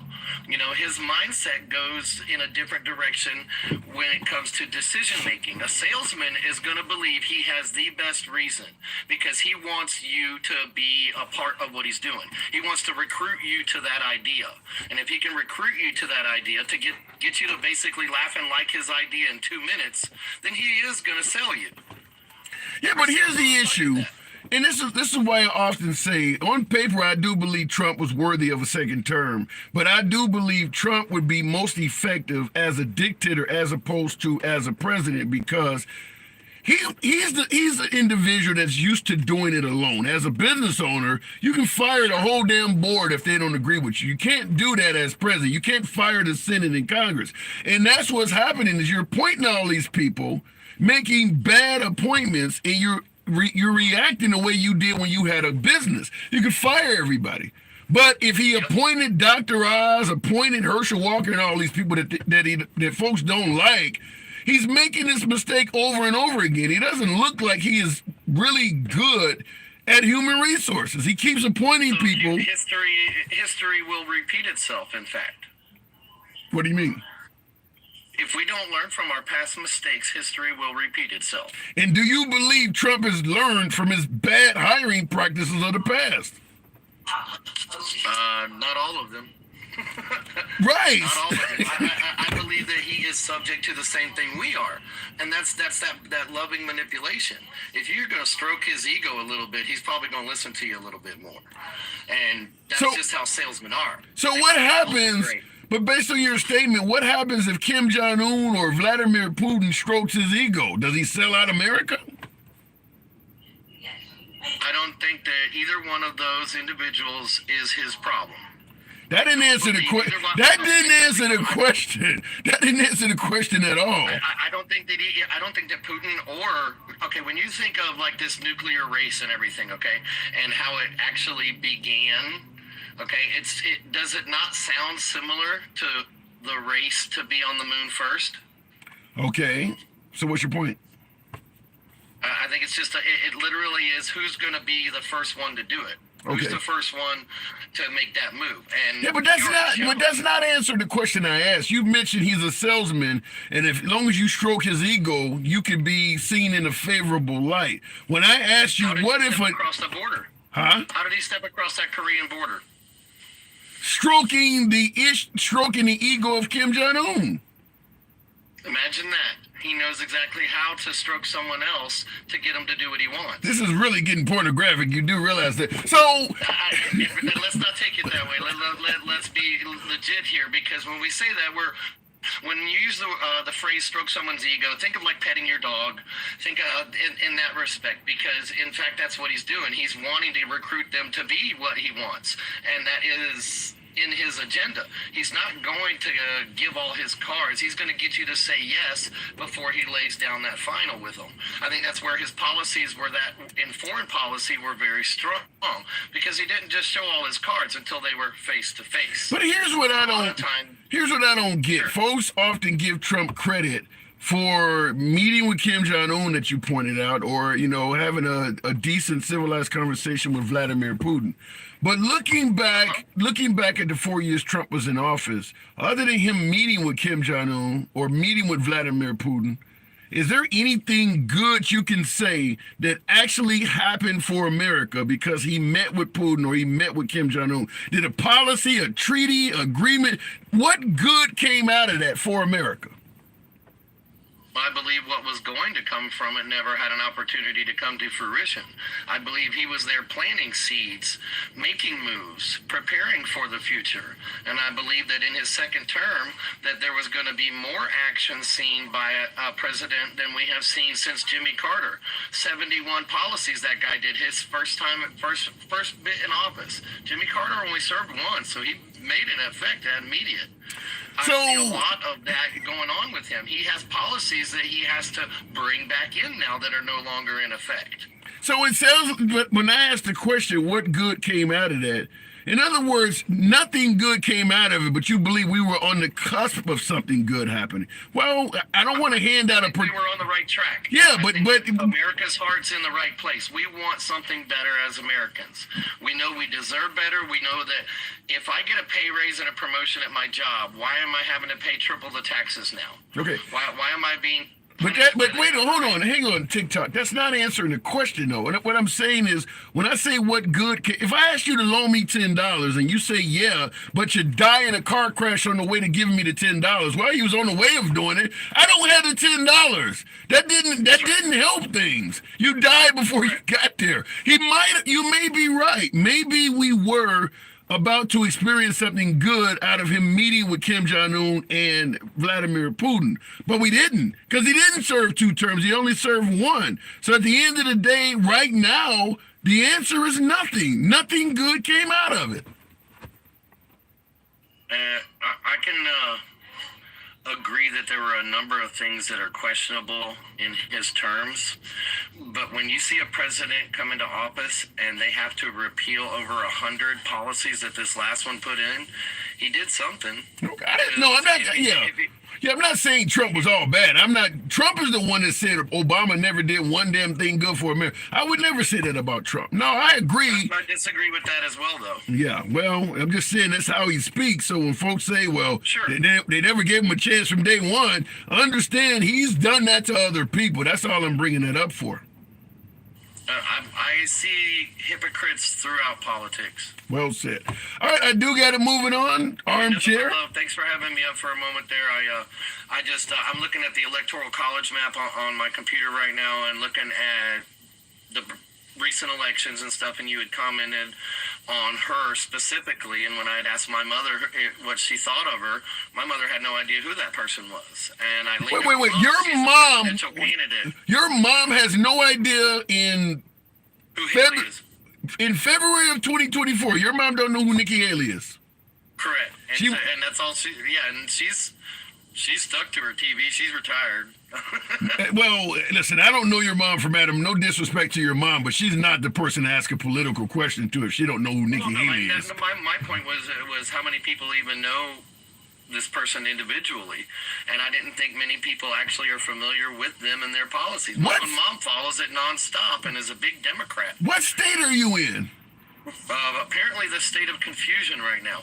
I'm over in Ohio right now. And your mom doesn't know who Nikki. I'm from Florida. Your mom is in Ohio. Yeah, we're from Florida though. That doesn't matter. Your mom is in Ohio. She's paying attention to the TV, and she doesn't know who Nikki Haley is. I know, right? I'm with you 100%. It's when you're like, what are you watching, Mom? Yeah, she's not the one to ask a political question to. I got to move it on, though. Appreciate it. Have a good day, sir. You too. Wow. Someone who doesn't... I'm laughing because I see these comments are often funny. The box says 420 probably. Mom over there smoking the doobie. All right. Vote for your favorite color, red or blue. Hey, that's likely to happen, but it'll be politically based. Read the comments, dude, says Lord. I'm reading them. Thank you. Answer the question, caller. You guys are harsh. Don Jackson knows nothing about the border. That's an internal argument. Going back to the box, though, wow. Not knowing who Nikki Haley is this late in the game. Have you seen the bill that was passed 1X already that lettuce, fruits, and vegetables have vaccines in it? No, you're telling me that they're trying to force vaccines. I know this is going down. I said left of Bernie Sanders, so I'm having dinner with QAnon, so it looks like we're having dinner right now. But vaccines being put in fruits and vegetables, is this a vaccine in terms of COVID, or is this some type of vaccine for pest controls? And I agree in the comments. Dina Clark said, I never heard of that. Neither have I. Vaccines in the fruits and vegetables. I've never heard that. It's true in Tennessee, Anthony Hawkins said. Well, Tennessee is a Republican state. You better talk to your governor. All right, going back to the box. I can't buy into that. I need to see a hell of a lot of evidence to believe that one. Wouldn't that be a crime? Wouldn't that be a crime to do that without advising the people? Tim, or it should at least go up for a vote. I mean, I'd have to know who authorized that. Going back to the box, Tim, a man of my very own name, good afternoon. How you doing, Tim? I'm doing good. Same. Dina Clark with the teddy bear. Thank you. Give your boy a hug. Thank you very much. Appreciate that. Wow. So We're talking about Nikki Haley siphoning off 20 to 40% of the vote in every state. What say you? I kind of agree with this tactic. As being a former naval intelligence officer, Okay. this is what we call dirty tactics. There's no reason after losing her home state she should be running anymore. So why do you think she's still in it? Dirty tactic. What's the goal? The goal is to decipher, like the money. The RNC cannot back up Trump unless she quits. So you're saying she has a personal beef against Trump and she's just doing it to spite him? I'm thinking she's paid. Like she got a check. You call me a conspiracy theorist. I won't. Hat wearing. I won't, because I kind of agree with you, but keep going. Well, I call her Nickelodeon. I don't call her Nikki. And that statement right there is why this shit is happening. You guys have treated her like shit. She don't have a reason to drop out. That right there, bird brain, as you call it, Nickelodeon, that name calling is why the man is paying $334 million. I want to ask you that as someone who supports Trump. Why is it so hard for folks to realize the name calling is hurting you more than helping you? What say you? Well, no, I was called a deplorable. So, I mean, like, whatever. Okay, I got my ass kicked by my parents when I was a kid. That don't mean I go and beat the shit out of my children. Just because somebody called you a deplorable don't mean you got to engage in it too, does it? I mean, for the thing is, if for this country, my feeling personally, if we really are trying to fix this country, why aren't people talking about BFK Jr.? You're talking, wait, BFK Jr. You talking about the independent candidate or that ran at his... RFK Jr.? Yeah, what about him? Why would we talk about him? Because he ain't talking about the shit we're talking about. Folks care about the economy. Folks care about the border. It's... Who said it? I can't remember. Is it Clinton?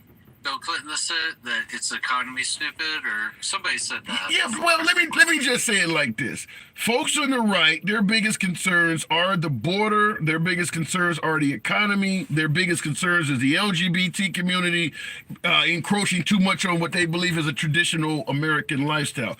Kennedy is talking about none of that. Folks on the left, rolling back of Roe v. Wade, college tuition forgiveness, minimum wage increase. Once again, Kennedy is talking about none of that. That is why Kennedy is not getting any attraction. He's not talking about anything that either side is concerned with. Well, I'll end with this. I just wanted to give my 2 cents, and I hope you have a blessed day. Thank you. And, and we got to get, Biden says he's a great uniter. Do you think he's a great divider? I definitely think there's some divisiveness coming from the Biden administration, but I'm going to use the phrase of President Trump.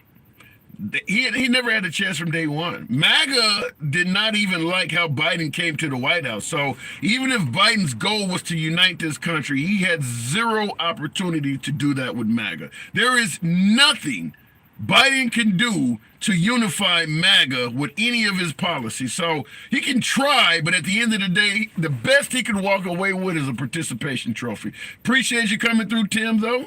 Come on back in. Thank you for letting me on. Absolutely. Thank you. You're welcome as well. And that's the whole purpose. At the end of the day, if you believe Biden stole the election, for instance, he can't unify you. He's a cheater. He's there by fraud. There was no chance for Biden to unify America when you got, I don't know what percentage of the Republican electorate is MAGA, but it's a large portion of it. Based on these numbers, at least 60%. That 60% of the Republican Party, it's impossible to unify because they all think you're a fraud, that you stole the election. So I don't know if Biden's promise could have ever been successfully realized. Looking in the comments, Reagan gave my parents and multiple people residency, one of the fairest and humble presidents. Says the box. Listen, this is where Trump suggests, or folks on the right said, look, you can come, just come legally. I think it's the swelling up of folks claiming asylum that we all know have no legal right to get in this country by the actual, and also Biden relaxed the asylum law. So I'm not going to pretend like Biden's not responsible for a lot of this, but in regards to your actual comment about Reagan giving amnesty, that's something the Republicans would rather you not talk about, that they do have a history, and George W. Bush too, of saying they give jobs, they do jobs that no Americans want. But right now under Trump, it's a lot stricter mindset, and how their mindset on handling the border is a lot stricter than it would have been under George W. Bush or Ronald Reagan. So they don't want you talking about that. Going back to the box, appreciate you folks. Almost up to 100,000. 530 plus of you in here. Lower numbers, but the numbers on YouTube are higher. It's really weird. But tap the screen on TikTok. Get your boy up to about 105,000. We certainly can do that if you show some love to the program. Same thing on YouTube. If you do enjoy civilized dialogue from both sides of the aisle, without any concern with the host blocking or banning you, because this is free speech. We don't give a damn if you have a difference of opinion with me or anybody else. We're going to let you state your point. Smash that like button. Subscribe to the channel, if you will. Big Rooster, certainly a friend of the program. Going to the box, I think it's bringing him. We've been having some problems with the box. Big Rooster, good afternoon. What's going on, Tim? Not much at all. Good to have you. Have we actually talked? Yeah, we have. Okay. Do you have a different account name or something? No. I'm Big Rooster on there. I definitely know who you are. I always appreciate when you're showing generosity. I don't remember talking to you before, but let's make it happen here. Yeah. What is Nikki Haley? Is she illustrating any issue? She's getting 20 to 40% of the vote in every state that she runs in. Does that mean anything come the general election? Yeah, that just means she's getting the votes that people that like Biden. That's a vote against Trump. It's really not a vote for Nikki. Okay, real quick, let me, because everybody in the box, something's went wrong. I can hear you fine. I don't see you in the box though.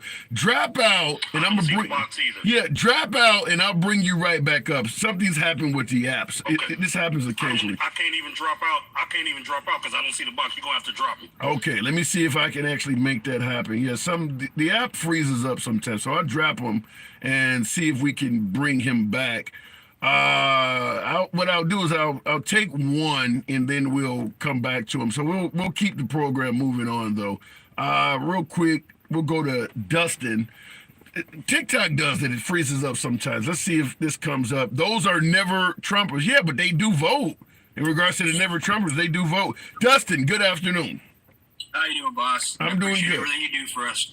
Thank you. Wow, thank you. Appreciate that. Yeah, I listen to you often. I just never got on this box, but your question was about Nikki Haley, and I have a couple opinions about what the heck is going on, actually. Okay, let's have it. This is my opinion. This is not facts, but this is what I see and what I've seen happen to the past year. Obviously, she was a Democrat, right? She switched parties to a Republican. Well, Trump did that too, but keep going. Yeah, but I mean, it's kind of like timing for everything. Biden has to be put out of the spotlight because he's making so many mistakes. Like somehow they've got to earn those votes to cancel out Trump because they know they're not going to beat Trump. So my logical thinking would say, hey, why don't we buy Nikki Haley like they have, BlackRock, big time backer. But wait a minute, you do realize the remaining half of the Koch brothers gave Nikki Haley millions of dollars. You don't see that as a liberal outfit, do you? The Koch brothers? I mean, you can't put anything aside. I mean, but realistically, if one person wants another person and they know that person can't win no matter what they do, and you know he's not going to win Trump just hand in hand. So it's all about stealing the votes. And that's the reason she hasn't backed out, because she's got that 30-40% in many different, electorals and what have you. But the fact is if they can turn those people into Nikki favor outside of Trump, So Biden just earned that 40% outside of Trump's losing 40%. Let me interrupt and ask you this, because this is coming out of the comment section. Daryl New says if it's against Trump, they're Democrat. Now, the folks that are going against Trump, the never Trumpers, some of you folks call them rhinos, the ones voting for Nikki Haley. Are you sure they're all Democrats? This is all Democratic money. Are there actual Republicans that support Republican values that just don't want Trump in office? Almost definitely. You know, I mean, if anybody looks back at anything, no one ever likes what Trump says or does, but realistically, what the man has done for the country outside of his name calling, grabbing by whatever, doing all that crazy stuff that people, being a normal person, you know, I mean, he's a normal person. You can sit there and antagonize anybody underneath the moon and say this person's not fit to do nothing right. But realistically, look at the fine line and what he's done in 4 years and what this man we got today has ruined in 4 years. I don't know if I totally agree with that. I don't think anybody who, to me, the tweeting and the insults, that doesn't come from a normal person. I mean, there's a lot of folks in Washington. Nobody else does that. So I don't know if I would say you could be normal and do that. No one else in Washington is known for doing that. Let's put this out there like this. How about AOC? What about she her? tweets crazy stuff all the time. No one says anything about that. Look, I watch a lot of right-wing media. I don't see them running crazy, you know, AOC tweets. Who does she insult over and over again? Like, what do you mean? Give me some of her greatest hits. It's mostly Trump, for instance. It's always about Trump. They can't give it away and just put it down and leave the man alone and let him do his thing. They always try to bash him on every single thing that he says, does, or inherits. It's always Trump up to this day. The border crisis is all of a sudden still Trump's fault. No, that's not even true. The man that's in office right now has had 3.5 years to get it right. And they're going to say the Republicans have been blocking a bill, which the bill is not being blocked for the border. It's being blocked because it's $100 billion for Ukraine aid. But hold on, Dustin, you do realize outside of MAGA, outside of Trump and my beloved MAGA, everyone else, the traditional Republicans, the independents, and the liberals alike, all believe that taking down Russia and defending Ukraine is the right thing to do. MAGA is the only group that believes we should stop helping the Ukraine. All of our allies are in favor of helping the Ukraine. MAGA stands alone on that. So, has anybody ever looked into Ukraine on the way they deal business and how they make a true living? I mean, realistically, there was I don't know if they took it down, but I was watching a show last year before Ukraine became not last year, but probably a year before, when Ukraine was actually in the thick of the Russia battle, like it just started. And this episode came out of Netflix, and it was baby booming in Ukraine.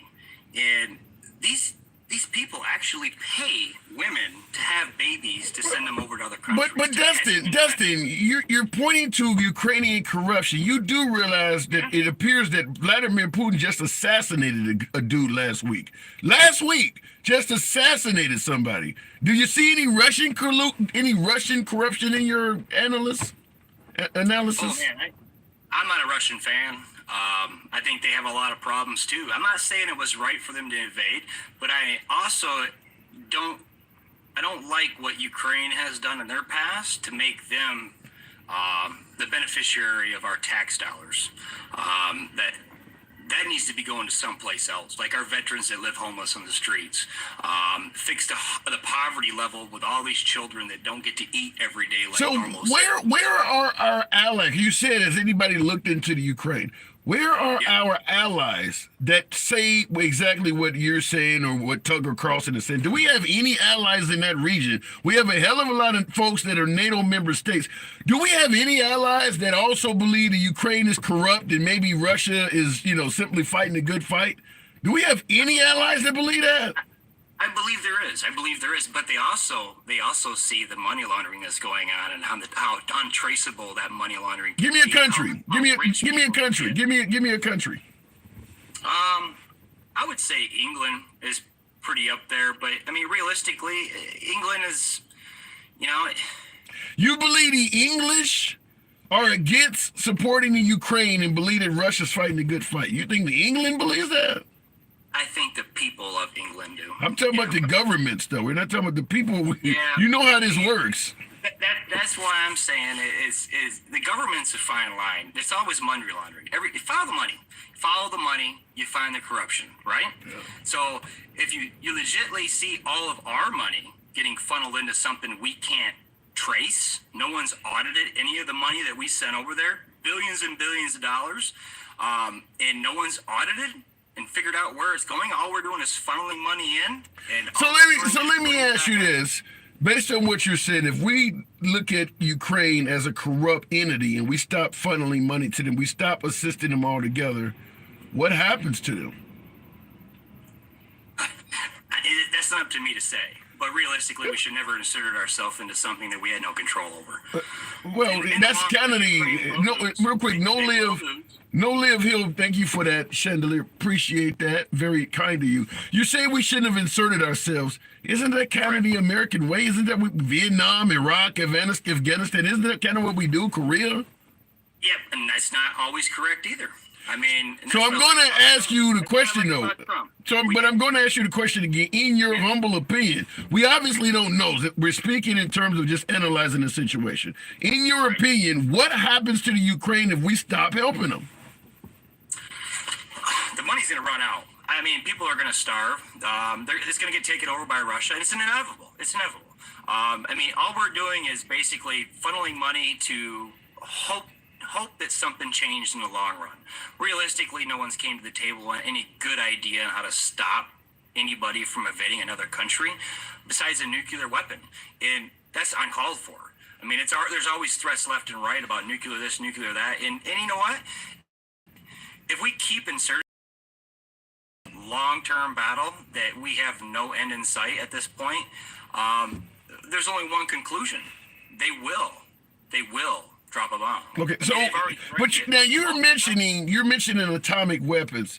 How do you respond to folks that might suggest during the Clinton administration, America, you mentioned the UK, the United Kingdom, and also Russia promised the Ukrainians that if they were to alleviate themselves of the Soviet era nukes they had in their possession, we would protect them and Russia would not invade them.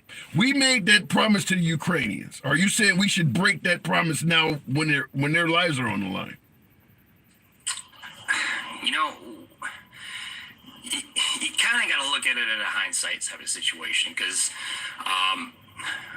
do we help people? Sure. Do we fund the war? We made a promise, Dustin. Should we make that promise?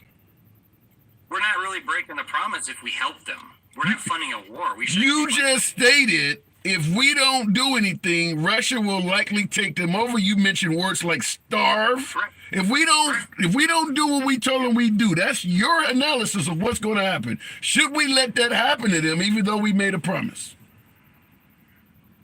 I mean,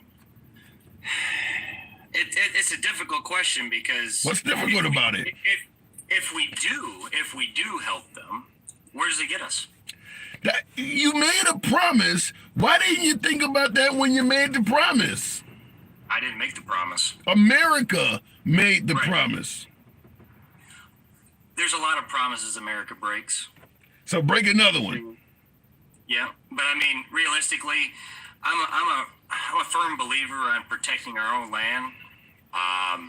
We have our troops fighting an unrealistic war in many different countries, and we can't even figure out our own process at home.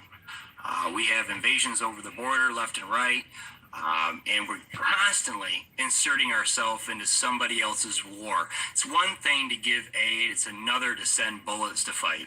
All right, Dustin. Appreciate you coming in. Spirited debate. Appreciate it. Come on back anytime. And I will say, appreciate Dustin coming in. By the way, folks, thank you for tapping the screen. 111,000 likes there on TikTok. And certainly any subscriptions or subscribing to the channel is certainly appreciated on YouTube. Smash that like button for my YouTubers. Here's the problem I had. Let's say everything the last guest said was correct. I don't agree with most of it, but let's assume it is. Here's the issue I have, and I said this the moment Trump took office and got us out of the Iran deal because he thought that deal that was a shitty deal that Obama got us in as well. At some point, you start to hurt the integrity of America. You can't just go around breaking all the deals you make because you don't think it's a good deal now. Why would you make any deal with the United States if the next commander-in-chief can just come in there and say it's a shitty deal, it's over with? At some point, that makes our word look like shit. Remember, they're making deals with America, not Trump or Biden. They are making deals with America. So when Trump comes in there and breaks Obama's deal, that tells the Iranians you can't trust America. He wanted to break the Paris Accord. Same deal. NAFTA, NATO, the World Health Organization. You can't just break all these deals and treaties, even if it's the right thing to do. Because at the end of the day, you still want to have integrity on the world stage. I give this example all the time. You go out and purchase a brand new car. The salesman gives it to you for $10,000 below sticker price. It's his dealership. He gives you a vehicle $10,000 below sales price. Great deal for you. The next day, his wife shows up to your home. My husband made a dumbass deal with you. I want that car back. Would you ever do business with that outfit again? That is what's happening when we keep breaking deals. Now, this is not something unique to Trump or Biden. Obviously, we told the folks in Iraq during, Desert Storm, the first Iraq war, if you rise up against Saddam, we'll help you out, and we left them hanging. Treated them like shit. Same thing in Vietnam, same thing to the Native Americans, a host of other people. I'll just tell you this, and I'm a true blue American just like the rest of you folks are. God bless anyone that is dumb enough to do a deal with America. Our history shows we cannot be trusted. My last caller, that is a very common sentiment. Break the damn deal with the Ukraine. He's by far not the only one that believes that. There are millions of Americans that believe that. The deal we made with the Ukraine, hey, so what? Break it. It's in our best interest. Who the hell would want to do a deal with us? To me, if you are another nation, you got to be dumb as hell to get involved in a deal with the United States. I mean, how much more do we have to do to show you we can be trusted? This isn't something unique to Trump. I'm sure there will be future presidents that will do the same damn thing. So at the end of the day, anyone watching internationally, take note. Take note. The term Indian giver, that whole term, Indian giver, we're all familiar with it, came from the Native Americans who had a problem with the settlers, now known as Americans, that were breaking deals with them. We started out from day one lying to people. 2024, the Ukrainians' lives are at risk. Who gives a damn? Break the deal. God bless anyone that continues doing deals with the United States. It's your boy Tim, the Handsome Liberal, 1 p.m. Central. Catch you tomorrow. Now, for my YouTube audience, I appreciate you folks tuning in. Someone said, what's your name? My name is Tim, by the way, the Handsome Liberal. We don't have a deal with Ukraine. Indian giver, are you serious? Yeah, look up the origin of the term Indian giver. Look up Saddam Hussein is killing his own people. The people Saddam Hussein were killing were the ones that took our advice, rise up against Saddam and we'll help you out. And we left them hanging. George H.W. Bush did that. Yeah, I'm serious. These are real, actual occurrences. What do you mean am I serious? It actually happened. Appreciate you folks tuning in, though. 1 p.m. Central. Catch you tomorrow.